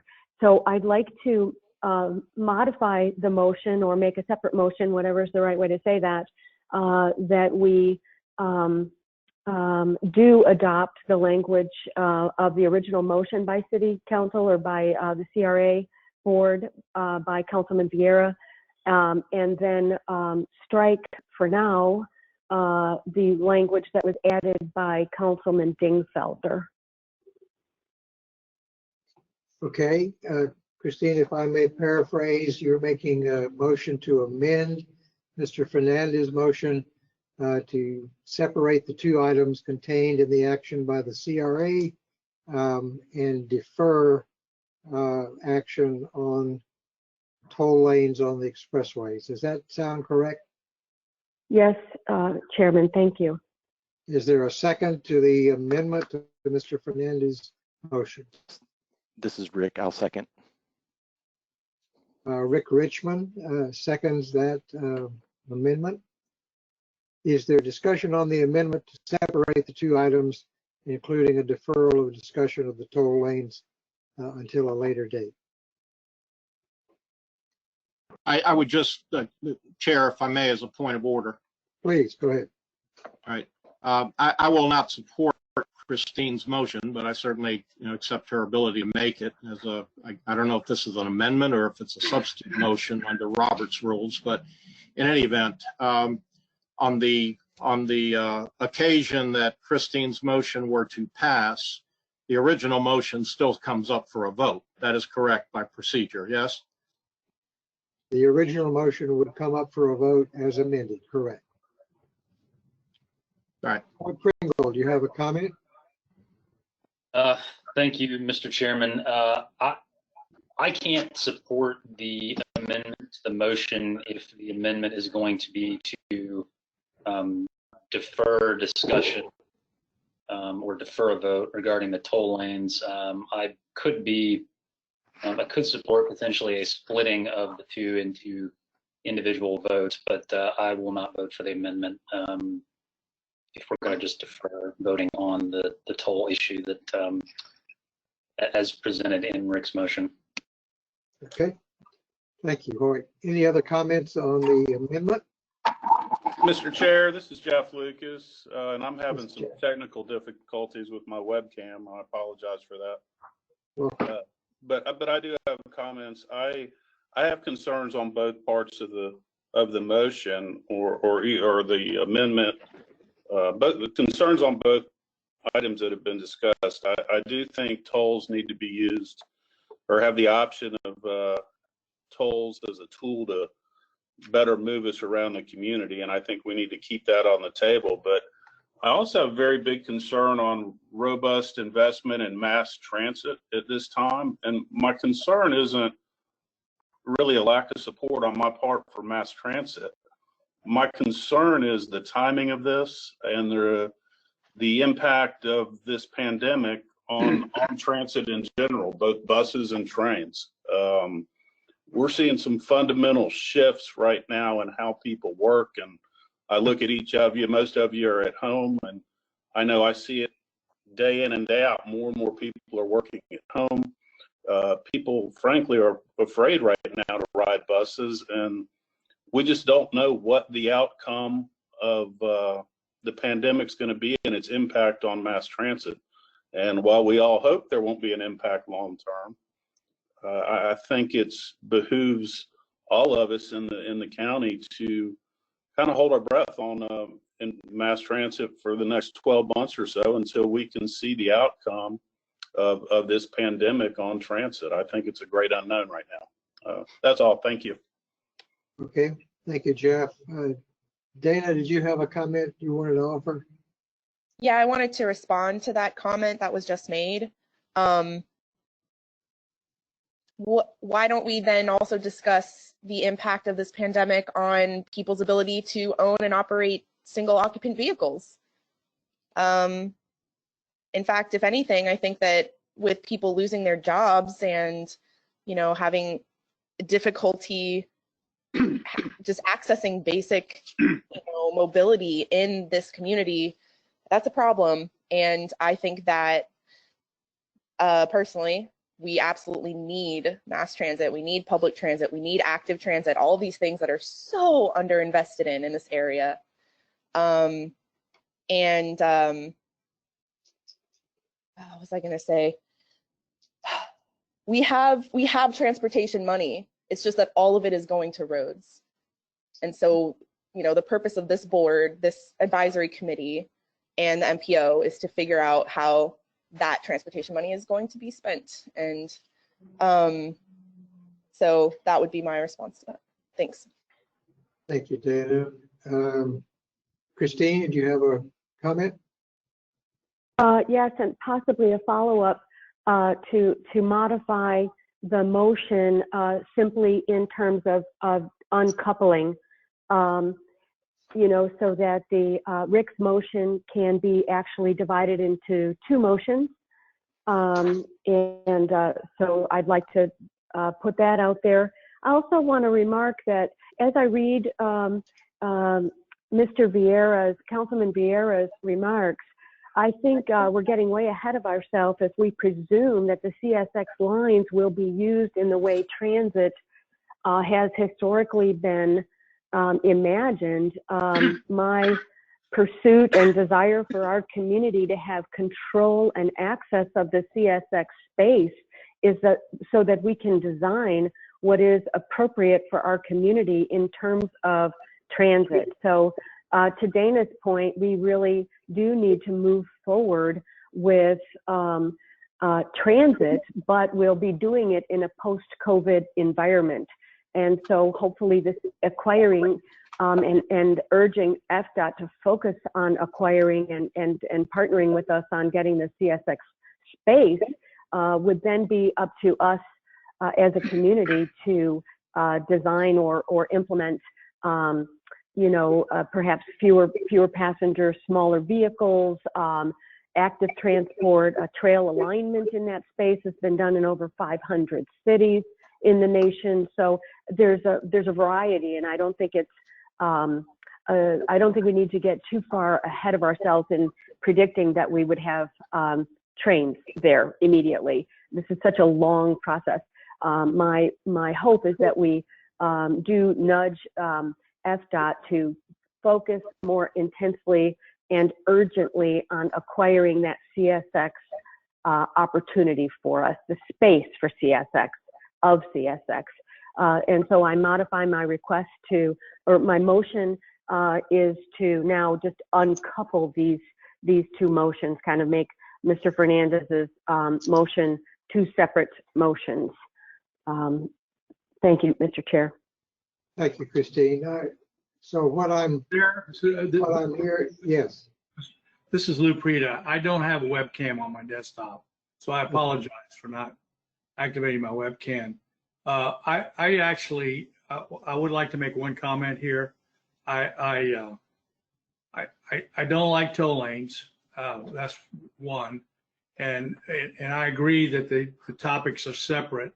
The CXS, and I fully support utilization of the CXX lines for mass transit. If you see that route, and I think one of our county commissioners had a presentation to the downtown development, downtown partnership on this, it just makes absolute sense to use those, to use a CXX line for mass transit. And so the only, I am voting for this, but the only question or doubt I have is the timing of this. Does this give our organization the best credibility with the MPO and the fact that we're going to be studying these things later in the year? Does it position us in the best spot to have the best influence, the biggest influence with regards to this? And that's the only question I have. Maybe that's something Rich can answer, but I do support both concepts in this motion, and it's not necessarily something that I necessarily see we have to have separated. It'd be nice to have it separated, but it's not that way. So, but I do not support toll lanes, and I do am highly supportive of the CSX lines. I think that's a critical piece to our future here in Tampa in terms of being able to get around the city. Okay, thank you, Lou. Let me try to clarify where we are, and I need to ask Christine a question. If you could put Christine back online. I think what Ms. Acosta is offering is to withdraw her amendment that she made previously and to make a new amendment that would separate or request that this committee vote on the items separately contained in the CRA motion. Is that correct, Christine? Thank you, Mr. Chair. That's absolutely correct. All right, so Christine has withdrawn her amendment. I've forgotten who seconded that amendment, but I would ask that the person who seconded her original amendment agree to withdraw their second. If we need the clerk to read back who that is. This is Rick Richmond, and I will withdraw my second. Okay, thank you, Rick. So we have a new amendment proposed, and that is that we separate or decouple the two items contained in the CRA motion and vote on them separately. That will undoubtedly prompt additional motions as to how we move forward on them. Is there discussion or questions about that? Mr. Chairman, we need a second for Christine's motion to decouple. Oh, I'm sorry, I was headed that way. Yes, is there a second to the new amendment? This is Rick Richmond. I'll second that. Rick Richmond seconds. Thank you. Just as a point of order, I think what we're really talking about is a whole new substitute motion, and then we'll see what happens at that point. It's not really an amendment at this point.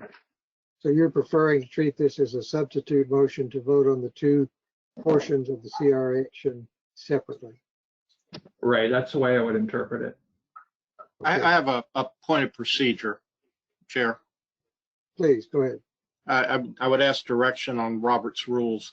As the proponent of the original motion, is it within my purview to accept or reject the proposed substitute motion? I will defer to Rich, but I believe it is. Well, I'm not a parliamentarian either. It's kind of not within my pay grade, but I'll just say this. I think the way it goes is that you vote on a substitute motion, and it then would override the the original motion. So I can literally be overridden because somebody decides to include a substitute to what I just did. I don't have to accept the substitute. Is that what you're telling me? Correct. That's my interpretation. Okay. Well, then I'll shut up and just listen to the vote.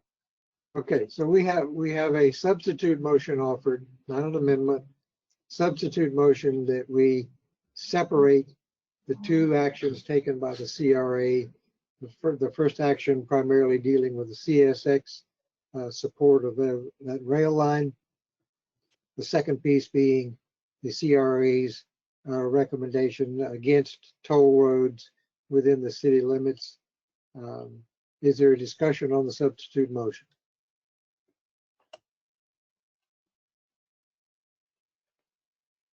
Seeing no discussion come up, we'll try to do this by voice vote, and if failing that, we'll take a roll call. So all those in favor of the substitute motion to separate these two items and deal with them separately, please say aye. Aye. Aye. Aye. All right, all those opposed, please say no. No. No. I hear 2 noes. I'm going to ask for a roll call on that, Chair. Could we ask, if we may, Rick, would it be okay to ask the people who voted nay to identify themselves? Camila Right, said I well, voted nay. Rick Fernandez voted no. This is Hoyt. I may not have come through, but I thought I said no. Any others? I heard 2 noes. Those are the 2. Mr. Fernandez has asked for a roll call, so I think that's in order, and I think we have the noes. We now would like to ask for those who voted in favor of it to indicate their positive vote. Rich Clarendon, do you want to do a roll call by name or try to do this simply by people popping up on the video? I can do it by name if you'd like. Let's do it by name. We know where the 2 noes are. If you will go through the roll call quickly, Sure. please respond. As your name is called, please respond in the affirmative. Okay, so Camilo? I voted no. 3 noes.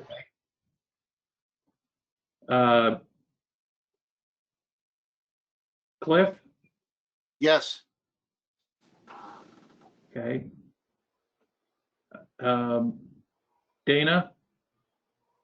No. Thank you. Van Linkus? I'm so sorry, you all. I'm going to abstain briefly because my children just had this blowout fight and I had to step out. I'm sorry.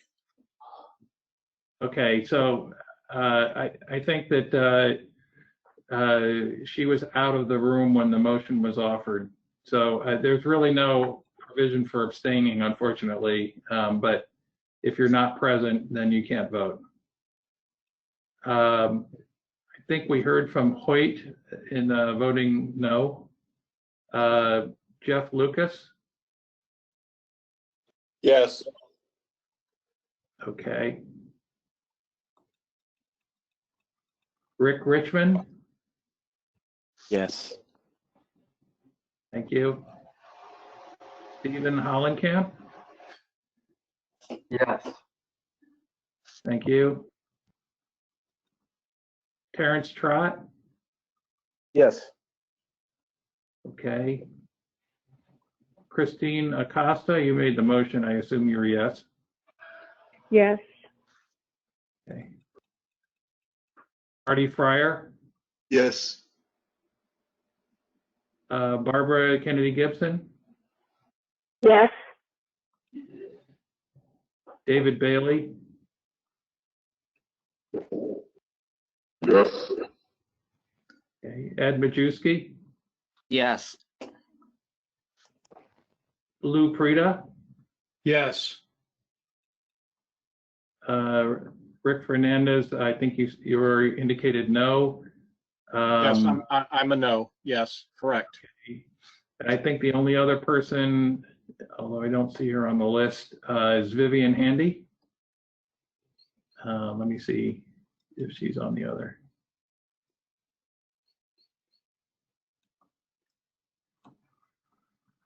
Vivian, are you still with us? Apparently not. Okay.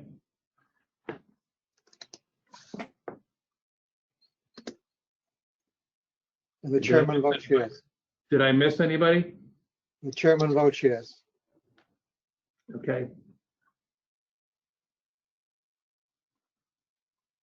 So I think the yeses have it. Yes, I've recorded 4 against, and I don't have the number on the yeses. So the substitute motion carries. We now have a motion which will allow us, I think, to vote separately on the 2 portions of the action taken at the CRA. Let's take them one at a time. The first was an action which is reflected in the transcript of the meeting, which is to include the use of the CSX as a top priority in the county planning, and further request that the FDOT prioritize in working with the MPO and others to continue a robust investment in mass transit in its future plans. That is the language from the transcript provided by Mr. Fernandez. Is there a motion to support the CRA action in that case? I move. This is Ed. And I'll second. This is Fernandez. Ed made the motion. Who made the second? Fernandez did. Fernandez, okay. We have a motion and a second to support the first part of the CRA action. Is there a discussion on that? Further discussion? Hearing none, all those in favor of the motion to support the first portion, please say aye. Aye. Aye. All those opposed, please say no. No. Could you identify yourself? Yeah, Jeff Lucas. Yeah, thank you, Jeff. Okay. Motion passes with 1 no vote. The second portion of the substitute motion suggests a vote on whether to support the CRA's recommendation that they be opposed to tolls on the interstate within the city of Tampa. I will thank Point for clarifying that that really technically only applies to the section between downtown and West Shore. So that would be a motion that the chair would entertain. So moved. This is Fernandez. Mr. Fernandez makes the motion. There's a second. Second, this is Dana. Dana. Okay. We have a motion and a second to support the CRA's position opposing tolls on the interstate within the city of Tampa. Is there further discussion? Mr. Pringle. Yes, Mr. Chair, I would like to move to amend the motion as currently stated to clarify tolls within the city limits, not including the 275 portion of the West Shore interchange to the west of West Shore Boulevard. Despite my clear aversion to tolls and that particular tolling project, I just have concern that it's going to be used as a leverage tool if we try to say no tolls within the city limits. I'm still probably inclined to vote even if we don't pass this amendment, but I think that this amendment might provide a little bit of clarity that could get a few more yay votes for this particular part of the resolution. So again, to restate, my motion would be just to say support the Mr. Dingfelder's proposal with the caveat that tolling in the West Shore interchange west of West Shore Boulevard on 275 would be permitted.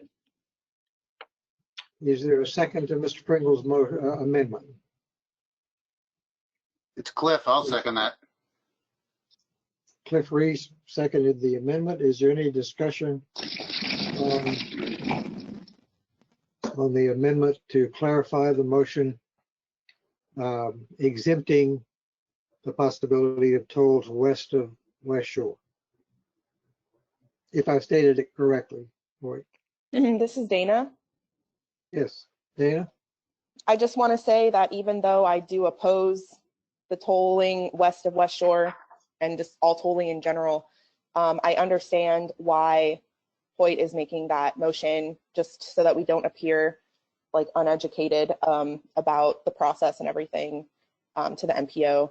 So I just wanted to make it clear that I don't support the tolling, but that I understand why the motion's being made. Okay. Any further comment on the amendment? Chair, may I make a comment? Mr. Fernandez, go ahead. Thank you. Just by way of a suggestion to Hoyt, what we're talking about in the old TBX speak is section 4 of the old TBX, which is the West Shore interchange. And then section 5 is that area between the West Shore interchange and downtown. So you might want to make some small amendment or some small edit to your amendment to reflect that it is section 4 of the TBX plan, TB Next plan, that would continue to be tolled, if you will. And it is section 5 that we're talking about in terms of precluding or opposing the toll lanes. That might just keep us speaking from the same lexicon, is all I'm saying. Thank you, Rick. Bill, this is Rick Richmond. Yes, Rick. I just have, so that's the clarity that I kind of is missing from this, and why I wasn't supporting city limits. One is the West Shore interchange that's underway, and I support what the design build is for that. I would support a no tolling for section 5 specifically.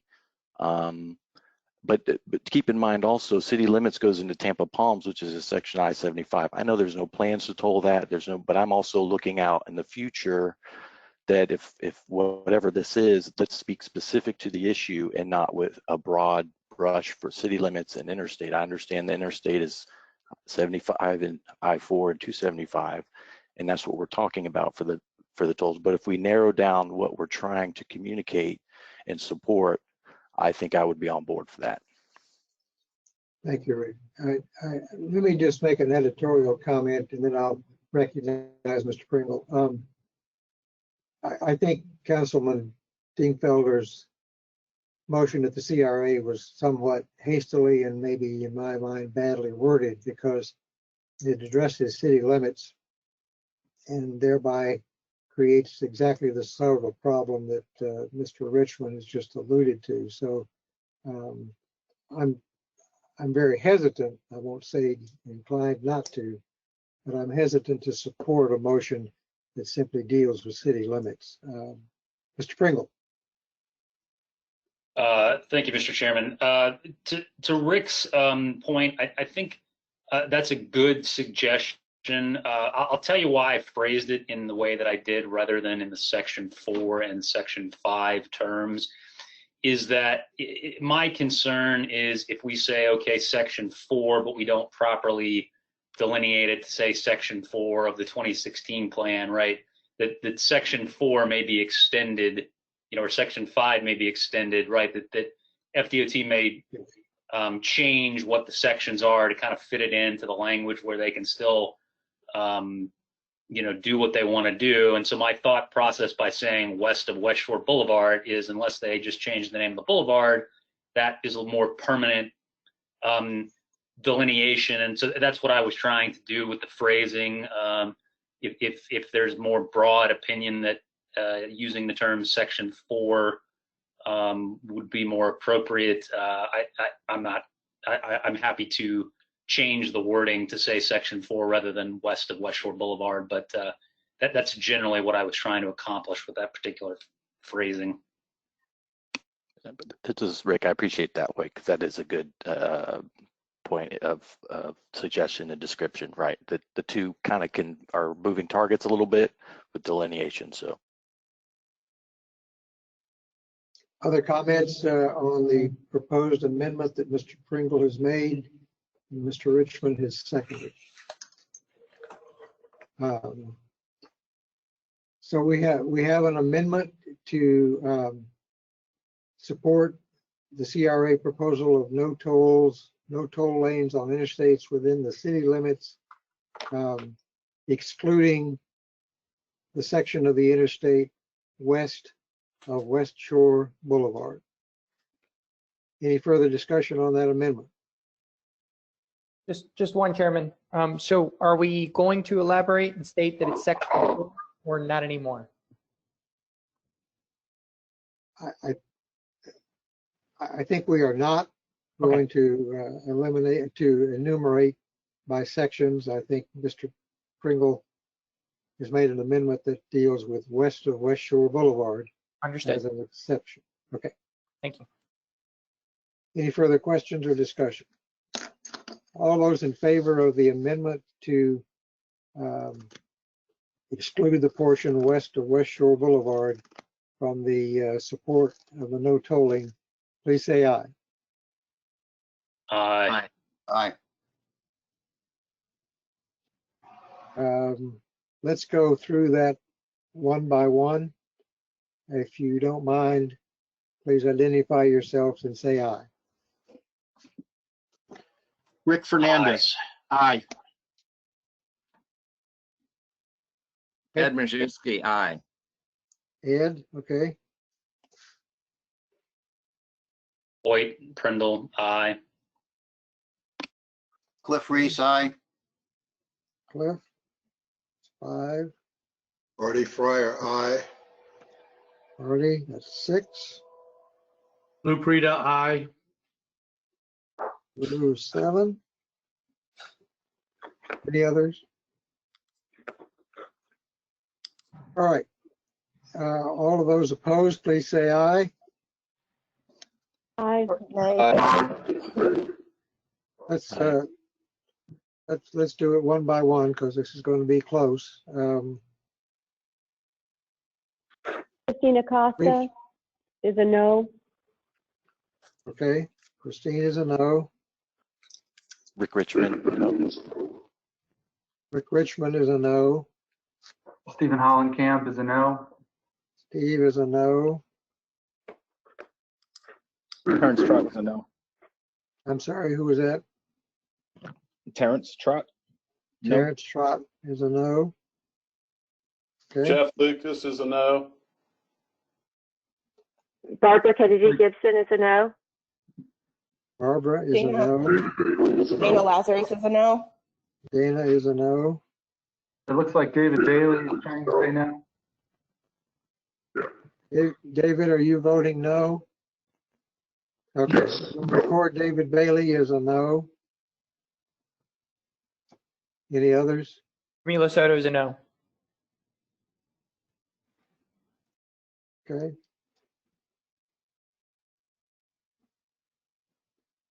Any other votes? Jeff Lucas is a no, in case you didn't get mine.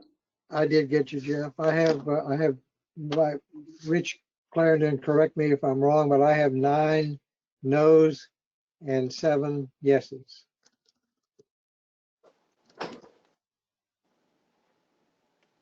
I had 6 yeses, but I had 9 no's. So I think the vote,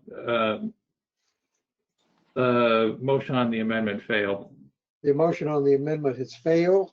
We'll go back to the main motion.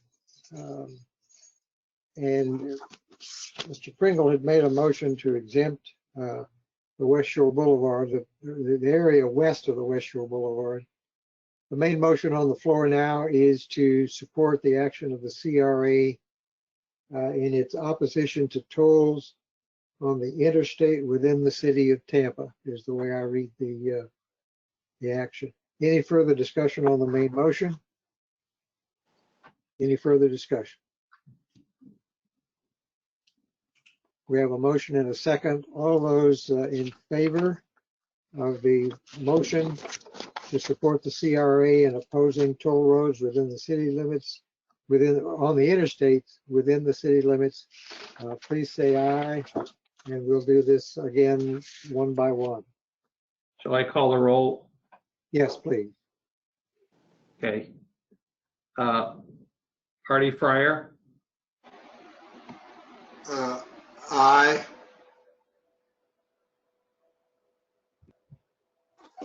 okay. Dana Lazarus, Yes.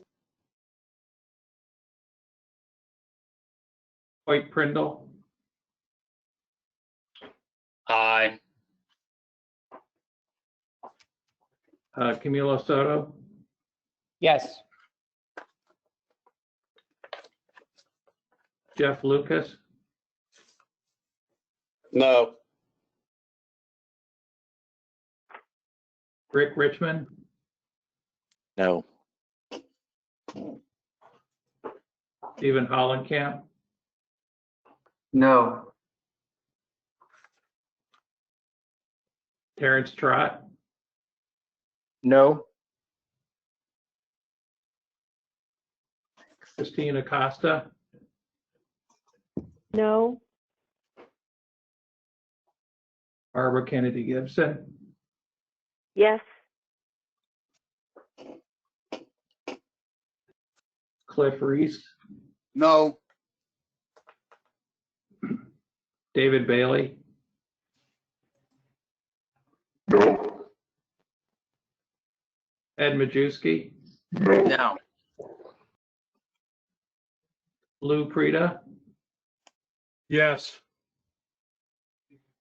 Rick Fernandez, Yes.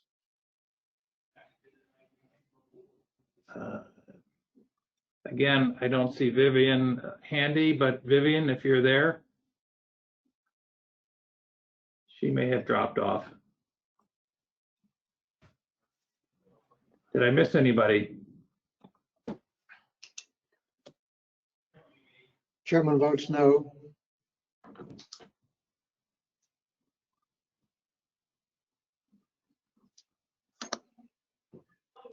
So I wasn't keeping track. I was calling roll, but I think you were taking note of the votes, Mr. Chairman. Yeah, by my count, there are 7 yeses and 9 nos. Okay. By that count, the motion fails.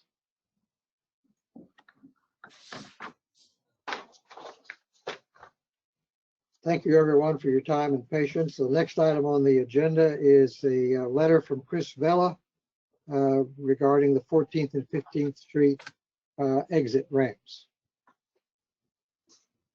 Rich Clarendon, do we have further discussion on this item? I know we considered Chris's letter when he spoke during public comment. The letter has been circulated in your members' packets. If there is a question or discussion on this topic, the floor is open.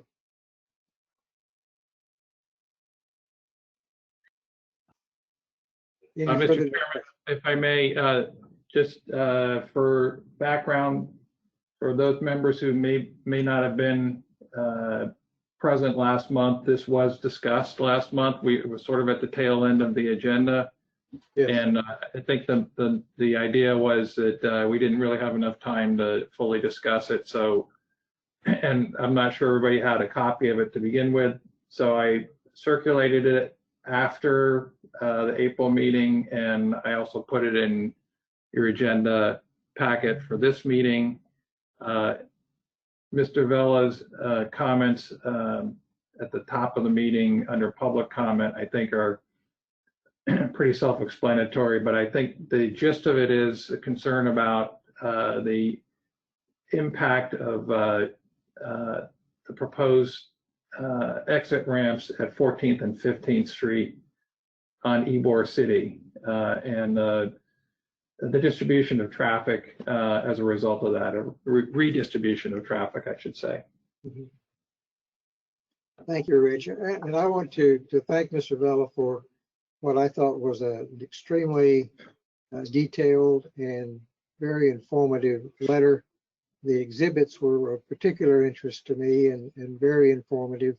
So I certainly appreciate his taking the time and presenting this to this committee as well as to other committees of the MPO.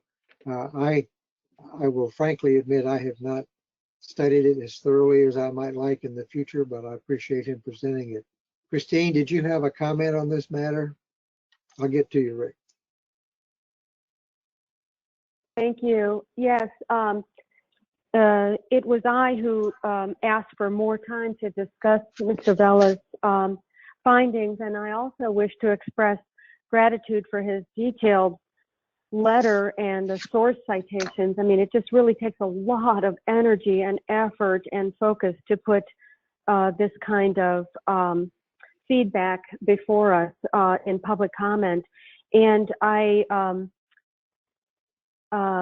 will again ask for the chair's guidance here, but I do want to, having reviewed his letter and also extrapolated additional information from other examples that we see, countless examples, frankly, of the danger and the health detriments that occur simply by having highway on-ramps and off-ramps. So specifically, I'm talking about a Vision Zero from a national perspective. They are frequently sharing the increased propensity for speed. Really all neighborhoods just in essence become on-ramps and off-ramps. And that is dangerous and very, very unhealthy. So I would like to, after some discussion, I want to make a motion that we convey that we are opposing 14th and 15th Street exits into Ybor. I don't know if that boat has sailed, if we've missed the opportunity, but that's where I'm hoping the conversation will result. I would second that. So Christine, you've made a motion that the committee recommend to the MPO that we oppose the 14th and 15th Streets exits as presently configured. Is that correct? That is correct. Yes. And we have a second, and who made the second? I did, Ed Majewski. Ed, thank you very much. Discussion on the motion, Rick Fernandez. Thank you, Chair. I'd simply remind those of you that were around in May of last year and tell you perhaps as a matter of first impression for those of you that have come on since, that the exits on 14th and 15th Street are part of the operational improvements that the Department of Transportation, I will use the term, sprung on us as the CAC for the first time in May of last year as we were reviewing the TIP in the process of making recommendations to the MPO during that cycle last year. And the CAC, as it was then constituted, did vote to recommend that that line item of the TIP involving the exit ramps into Ybor City, 14th and 15th Street, that be stricken from the TIP. We made that recommendation then. I personally made that argument to the MPO board last year, and I believe Chair Roberts made that same or communicated that vote to the MPO. So they've heard from this on this before. Chris Vella is nothing if not a curator of information par excellence. You can take whatever it is he's presented to you to the bank. He's in the weeds on this stuff, but unfortunately we did not get a majority vote off of the MPO. We keep telling them, maybe they'll listen to us this year. But Christine, your motion is consistent with what we did before you came on to the CAC, and I thank you for that. Thank you, Rick, for providing that excellent perspective on previous actions. Any other comments or suggestions or comments or questions regarding Christine's motion that this committee recommend to the MPO its opposition to the 14th and 15th Street exits to the interstate as presently configured. Any I'd discussion? like to make one comment. Lou Prito from the business section. Lou, go ahead. I'll come back to Steve. Okay, I'm sorry, Steve. I don't have a webcam, Steve. I apologize. But I understand where this is coming from. All I know we had a presentation the last meeting that we were upstairs in regards to how the exits drive economic value. I am very familiar with 14th and 15th Street. I don't live there, but I travel it often. I just think it'll help the area from an economic perspective. And when they close the exits on 30th and 40th Street, you can see I had clients that were operated on those streets. You can see what the economic impact was of those exits being closed there. Have been over a long time, so I'm not entirely opposed to this as long as they don't go outside their footprint that exists currently.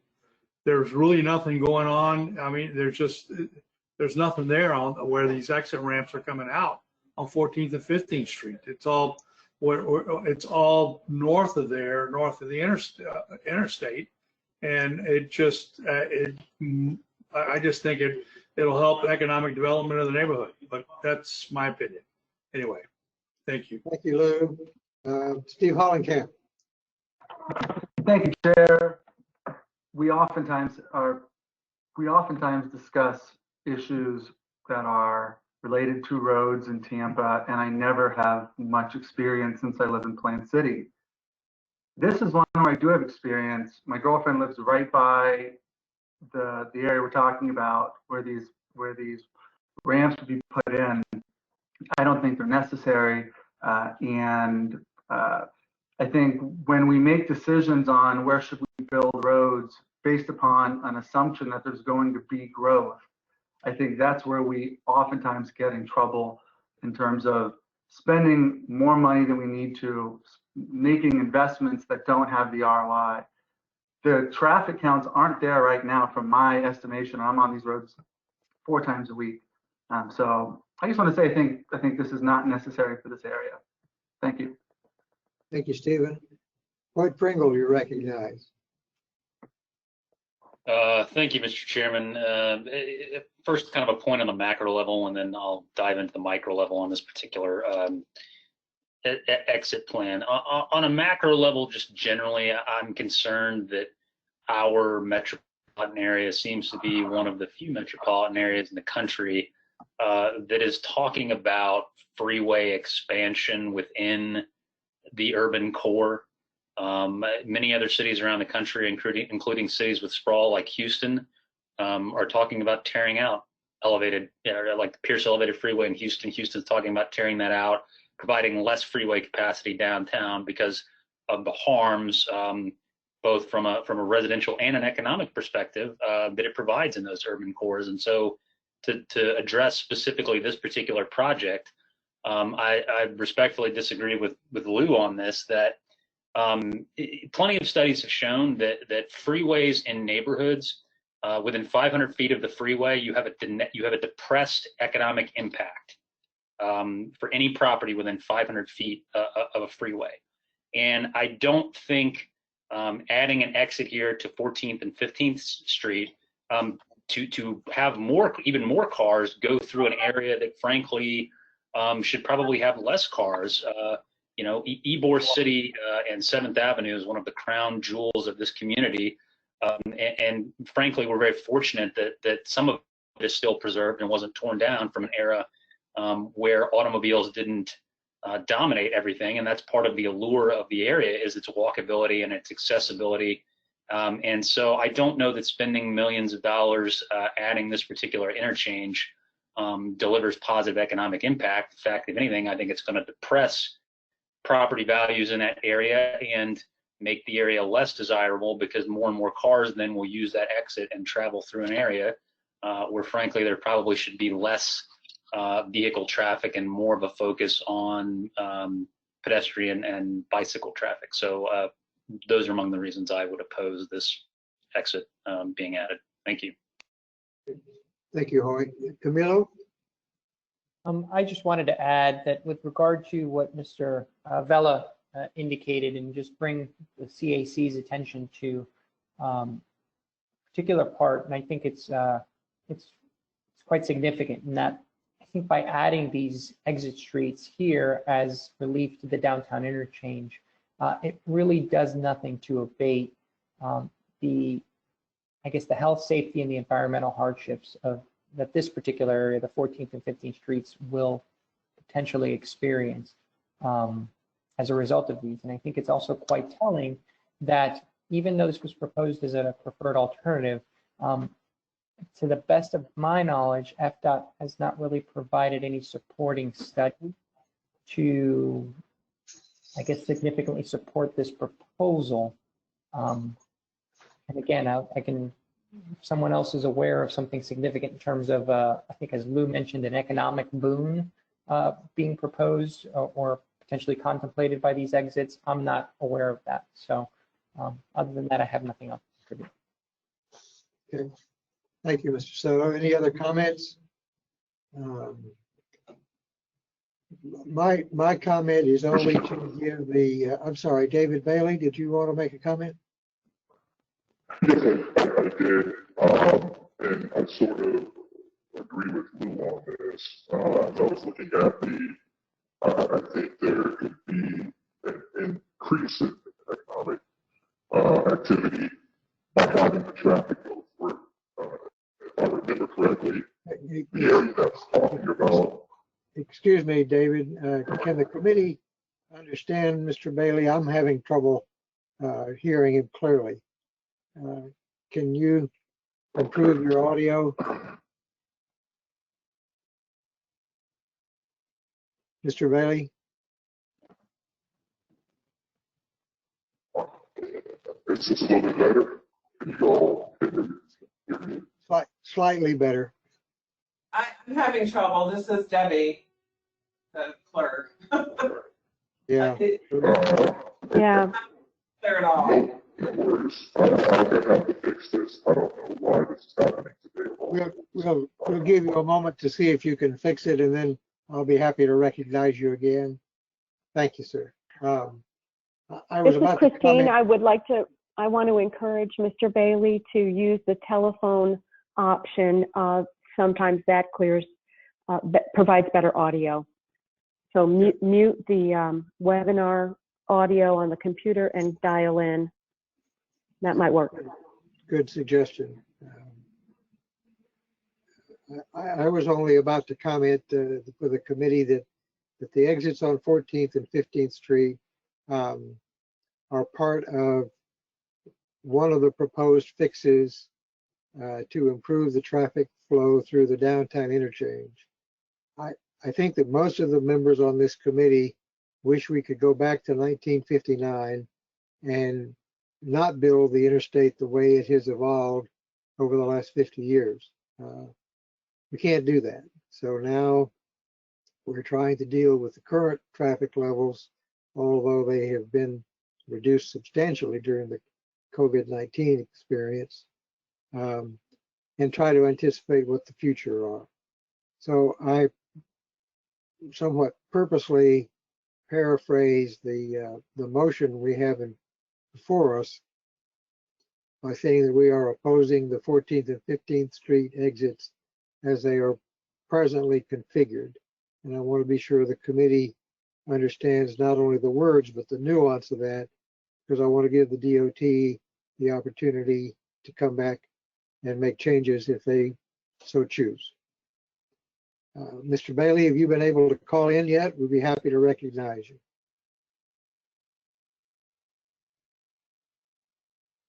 I think he's trying. Let's hold on just a moment, and so he'll have a chance to comment.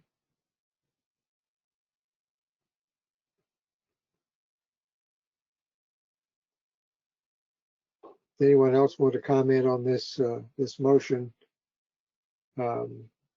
while he's getting that audio fixed?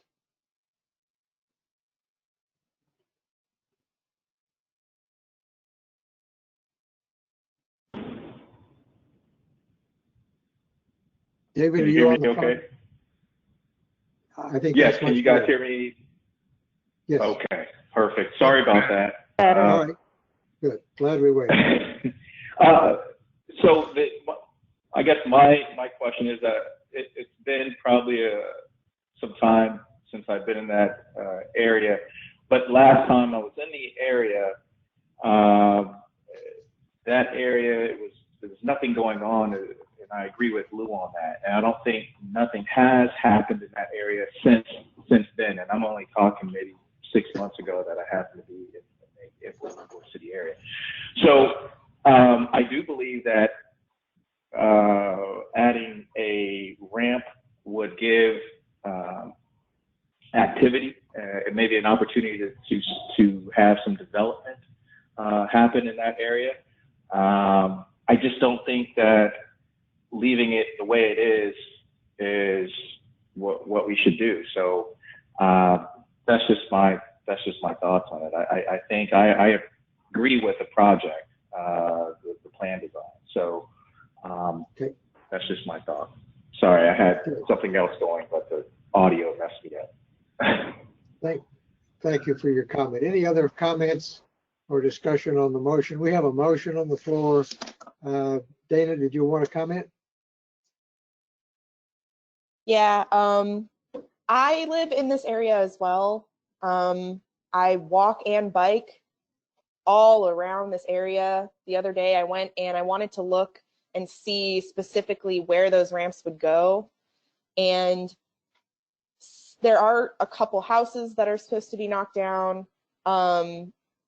There's some like really cute, vibrant neighborhoods in the area all around where they want this to go.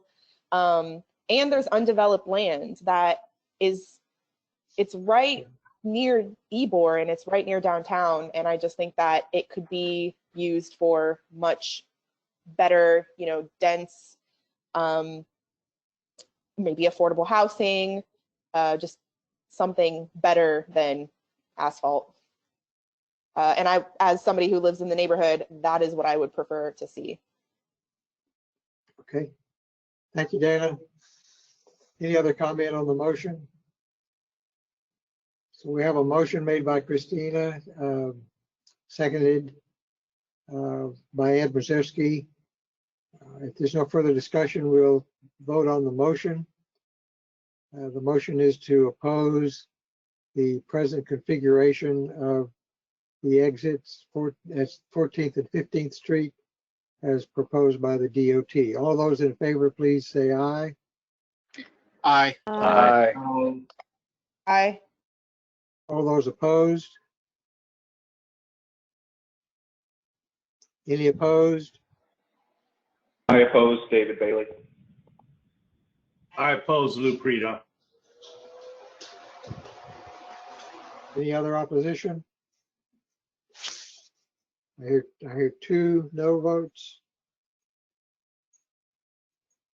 Okay. The motion is passed. Thank you very much. I appreciate everybody's thoughtful consideration of it.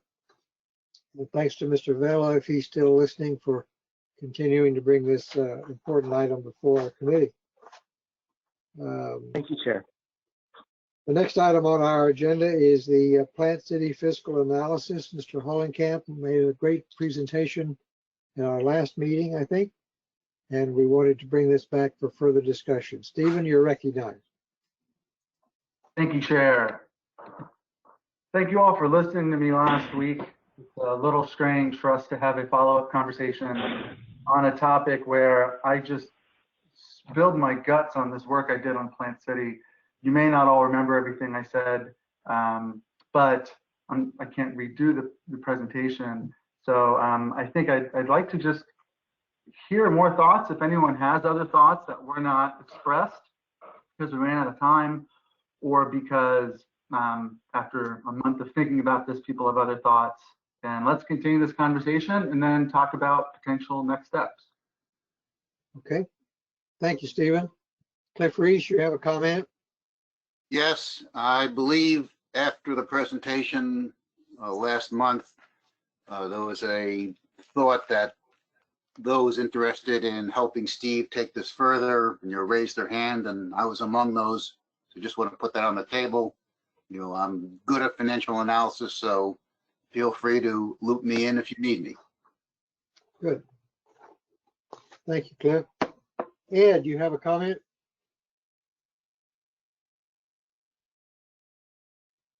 Ed, we can't hear you. You need to turn your mic on. Turn your mic on. Okay, there we go. Yeah, Thank you. I was curious how you computed expenses per acre and what's included in that. Thanks, Ed. Expenses per acre is two broad categories. It's the general fund expenses, meaning police and fire protection, running elections, fireworks at the 4th of July, that sort of thing. It's all the general fund stuff, as opposed to the water and sewer funds, which have their own revenues and expenses, known as the enterprise funds. This is just the day-to-day operations of the city. So that's the expenses. But how did you disaggregate those acre by acre? Through two, so that's expense category number one. Expense category number two is roads, and taking the life cycle cost of the roads. And so we have 152 miles of roads in Plant City. We have center line miles. We have 332 lane miles in Plant City. 332 lane miles, we have to replace it. Ultimately, we have to repave it periodically until then. What is the replacement cost per mile? What is the repavement cost per mile? How often do we replace? How often do we repave? And we get a total life cycle cost of the road. All the expenses we would pay to maintain our roads over the next 100 years, and then divide that by 100. That gives us an annualized maintenance cost of our roads. So we have the two different expense categories. Divvying them up, there are two different ways that it can be done, that consultants do this. Way number one is on a per acre basis, basically arguing if you take up, if we're in a neighborhood and you have twice as much road frontage as I do, then if me and you are paying to repave this road, you pay twice as much as I do, because you're taking up twice as much road, twice as much water pipe, twice as much sewer pipe, twice as much sidewalks. So that's thinking number one. Thinking number two is that this should be done on a per person basis. You've got two dwelling units in your home. It's a duplex. I'm next to you, and I have a single family home. You should pay twice as much because you've got twice as many of the people. The way my analysis does it is 50-50, because I think there's good reason to use either one. So 50% of the expenses are allocated based on a per acre basis, 50% based upon a per unit basis. And the dwelling units is data that the Hillsborough County property appraiser has on every parcel in Plant City. And the same thing would be true for the county. Yeah, I was just curious how you divided all those up into acre units, because I think most of that information, like you say, is parcel information. I also had another comment. I looked at the graphs that you presented, and some things just didn't look right there. And I'll give you some examples. You had in the center, there's these really high peaks, and just a little bit off to the right, there's several what I would describe as medium towers to the right of the high towers. And what you showed as sort of the profit or the net, let's say, did not at all appear to be the addition and subtraction of the two preceding graphs. Okay, Yeah. So good question. The first chart that shows the revenue, that is only property tax revenue. That is property tax revenue of every parcel in Plant City. So right now on Rich's screen, we have on the left expenses per acre, on the right profit per acre. Rich, if you go up one more page, you'll see the previous slide, which shows the revenue per acre. That is property tax revenue on a per acre basis. This is the property tax from each parcel divided by the acreage of each parcel, hard numbers from the county property appraiser. but there are other revenues before we take out the expenses. The other revenues would be sales taxes, gas taxes, all the other tax revenues. This chart, I think, is I just had to pick and choose how much information to provide. So I did property tax revenue per acre, then overall expenses per acre, then profit per acre. Yeah, I'm just saying that when I look at those, when I mentally compare those three charts, they don't seem to add up algebraic to me. And that's because there's one other step in the middle, which adds the other tax revenue. When I discuss revenues to the city, we have property tax revenue, which in Plant City is 1/3 of our tax revenue. Then we have 2/3 of the tax revenue that comes from other sources, which is a bunch of other things. That slide is not included. But like when I look at those two side-by-side charts, just to the one on the left, you've got these two high peaks that are expenses. And then to the right, you've got two fairly high towers. And then over a little ways, you've got another sort of medium tower. And then when I go to the profit per acre, I mean, it just doesn't seem to add up to me. Anyway. Okay. Well, why don't how about I send you the slide that goes in between? Sure. What you're seeing is you're seeing the expenses, and then you're seeing the profit, and you're saying they look pretty similar. But the revenue for those parcels is roughly double the expenses. So when you take away the expenses, the profit spires look like a similar size.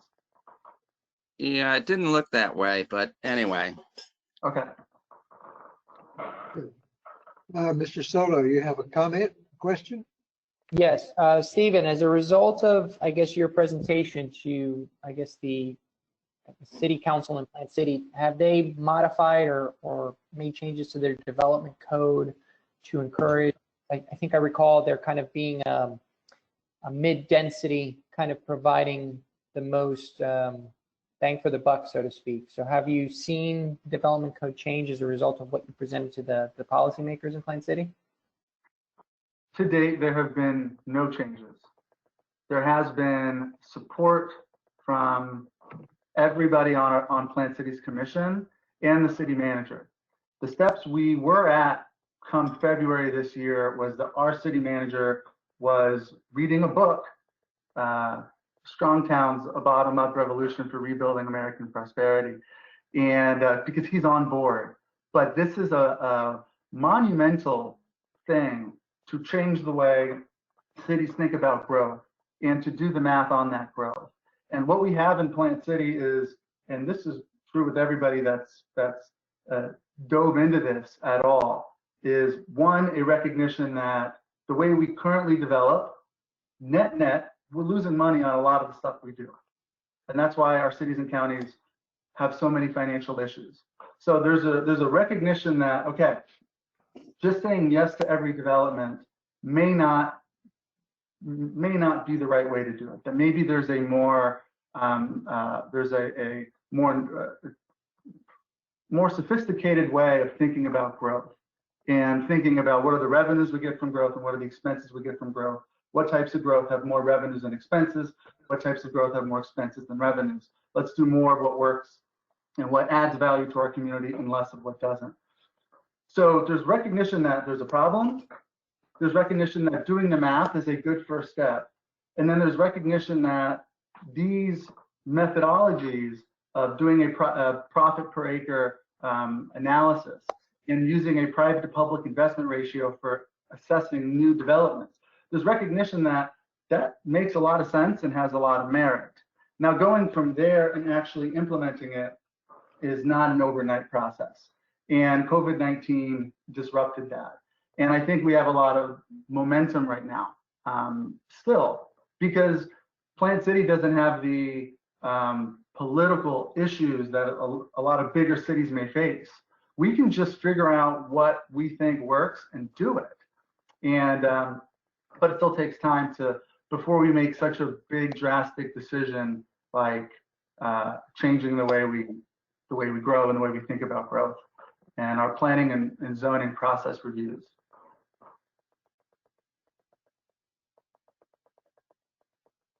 Okay, thanks, Stephen. Christine, do you have a question?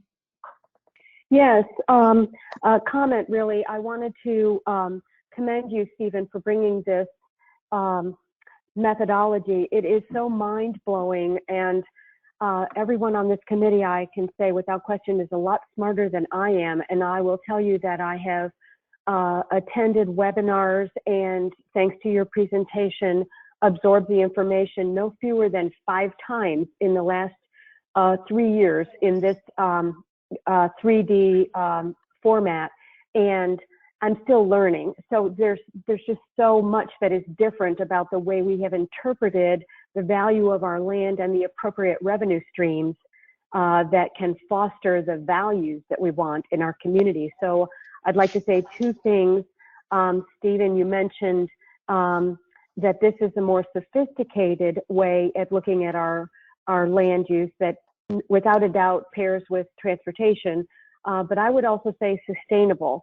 So we really need to be moving in this direction as quickly as is humanly possible to do a complete mind shift. But the second thing I want to say is that I'm completely on board, and whatever I can do to help you bring this messaging forward, please let me know. Okay, thank you. Thank you, Christine. Other comments or questions regarding Stephen's presentation? Any other comments? Anyone on the phone? Stephen, I think we've absorbed it. We've gotten some good information from it. I think it's something we want to keep in mind for future meetings. And if you have a closing comment or recommendation, we'd be happy to hear it. Yeah, I think what I want this to ultimately do is have an impact. And I think to have an impact, the best next step is to actually change how we think and operate. And I think the next step to doing that would be a workshop for those of us interested, as many of us that are interested, to dive a little bit deeper into this, and so that we can work together a little bit.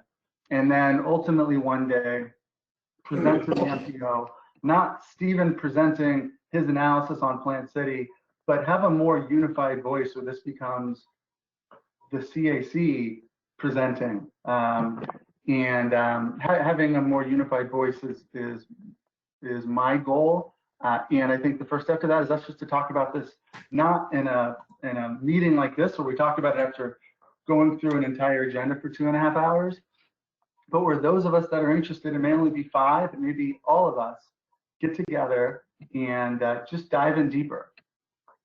And preferably have Van do this work on Temple Terrace with my assistance, if that's helpful, and someone that wants to do this analysis for Tampa and for Hillsborough County. This isn't complicated analysis. Making the charts isn't that difficult, but instead of me trying to create them all on my own, I think if we did it together, those of us interested, what we would get when we were finished would be something that was more powerful because it would be a unified CAC. And we can't just meet on our own because of sunshine laws. So otherwise I would reach out to Cliff and say, hey, come over.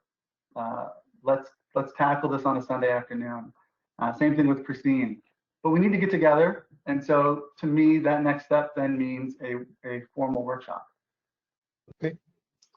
We'll ask Rich to see if we can schedule that so we can all have a chance to come and participate. Thank you. The next section on our agenda is really some announcements. As has been mentioned earlier, the Transportation Improvement Program, the TIP public hearing has been postponed to June 30th at 6 p.m. I think you heard earlier that they're going to try to hold that on the 26th floor. Stay tuned, but the plans are now to have it an in-person meeting with overflow in the first floor of the county center, and hopefully a virtual meeting so people can watch in from home. That coincides, as you may recall, our plan to have a workshop focusing on the TIP. That workshop is scheduled for May 27th at 6 p.m. I assume it'll be in the county center. and it's proposed at this point to be an in-person meeting. So we'll have a chance to get back together in person and talk about the TIP in advance of the public hearing toward the end of June. Mr. Chairman? Yes. Sorry to interrupt. That may or may not be in person. It's just like the TIP hearing. If we need to do it virtually, we will. The thought behind that workshop was to allow you all to have a little bit more time to dissect the new Transportation Improvement Program, the TIP, that's going to be acted on by the MPO at a public hearing, at the public hearing on June 30th. So that would be a workshop in the evening of the 27th. It may be virtual like this one, but then you would be coming back at your next meeting, regular meeting, June 10th, I believe, to take an action on the TIP. So it's a little different from what we had envisioned. Initially, we had thought that the TIP would be coming to you at this meeting today. But since we had more time and we wanted to bring you the best product that we could, we postponed action on the TIP till your June meeting, June 10th. And between now and then, you would have this workshop. And when do you think that the TIP will be available for us to review, Rich? Well, we're hoping to have a presentation of the TIP available to you on the, by the 27th at the latest, and have draft copies available at that time, if not sooner. Okay. Good. So keep those dates in mind, keep them on your calendars. I know you'll want to be involved in those. And finally, in the way of announcements, I'll remind you that the Managed Lanes workshop scheduled for October the 14th. This is really an interesting workshop, and it's come up, this issue has come up before our committee a number of different times. I'm hopeful that we'll hear some presentations regarding simply the definitions of what is a managed lane, what is a toll lane, what is an express lane, what is a toll express lane, how can we differentiate between them if they are different. So hopefully that meeting in October will help us sort through not just the jargon, but what the implications are for our meetings going forward. Mr. Chairman, can I tag on to that? The reason I wanted to bring this up here as more than just an announcement, I mean, we are planning to, and this was really at the behest of the MPO board, to have their meeting be this workshop on October 14th at 9 a.m. That would be an MPO board workshop on managed lanes. And as I said earlier in the meeting, the expectation is that we would have a nationally recognized expert come and give an overview and be able to answer questions from the MPO board at that time, perhaps accompanied by a panel of other people, perhaps professionals in the toll business here locally, or at least within the state.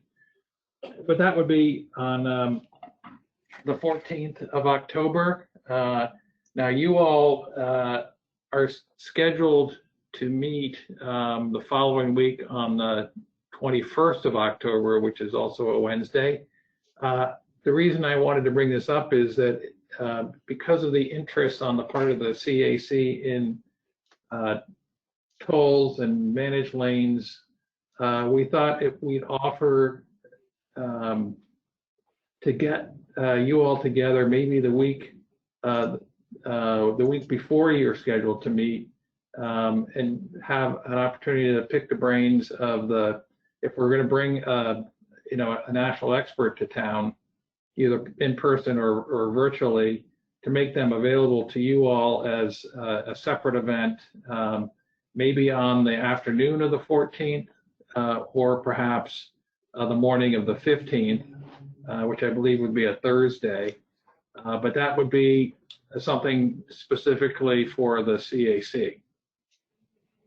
So I put that out there for your consideration. Good. Maybe there may be comments on it now, but I think certainly at our next meeting, let's be prepared to give Rich some guidance as to which of those two dates might be preferable for this committee to have a separate briefing. Rick Fernandez, you have a comment? Thank you, Chair. Rich, just a thought, since we're going to have this workshop related to the TIP review, and clearly managed toll lanes are going to be part of the TIP somewhere. We had a discussion about it just today. I'm wondering if it might be possible to have some abbreviated version of, managed toll lanes 101, so that we could have a little bit of a more universal understanding as we're digesting the TIP and actually voting on specific line items that include managed toll lanes. So we'll be able to do that before the TIP review in June. We don't need a national expert to do that, but at least have somebody there that can answer the questions in the sunshine in the way that I think some of our members would probably feel more comfortable in order to make votes. Just a suggestion. Okay, I'll see what we can who we can come up with. Well, if you're short on anybody after 5 years, I'll be happy to do it. But just handing out some articles or something for us to read and having an open discussion might help, or even just a cheat sheet that has the definitions written down.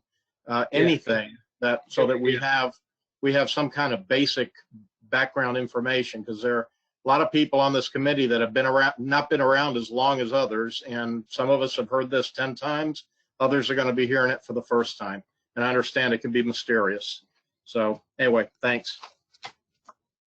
Thank you, Rick. I couldn't agree more. I think if we can at least get the terms defined and better understood at the workshop, it would be beneficial for the committee going forward. So maybe we can have, let's see what Rich can put together. Maybe we can have someone from FDOT there, or maybe we can have someone else submit information in writing, but I think it's certainly something we can shoot for. Is there any other new business to come before the committee at 11:59? Rich, do you or Beth have any closing comments?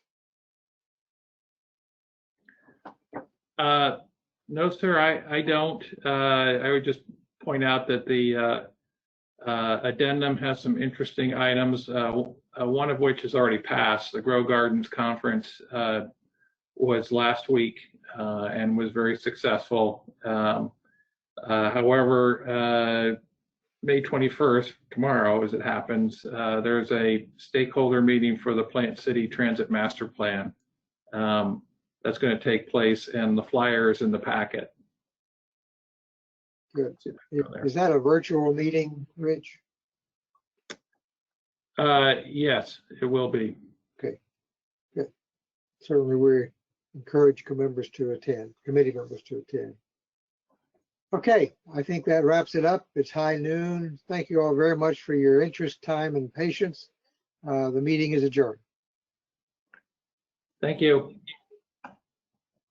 Thank you.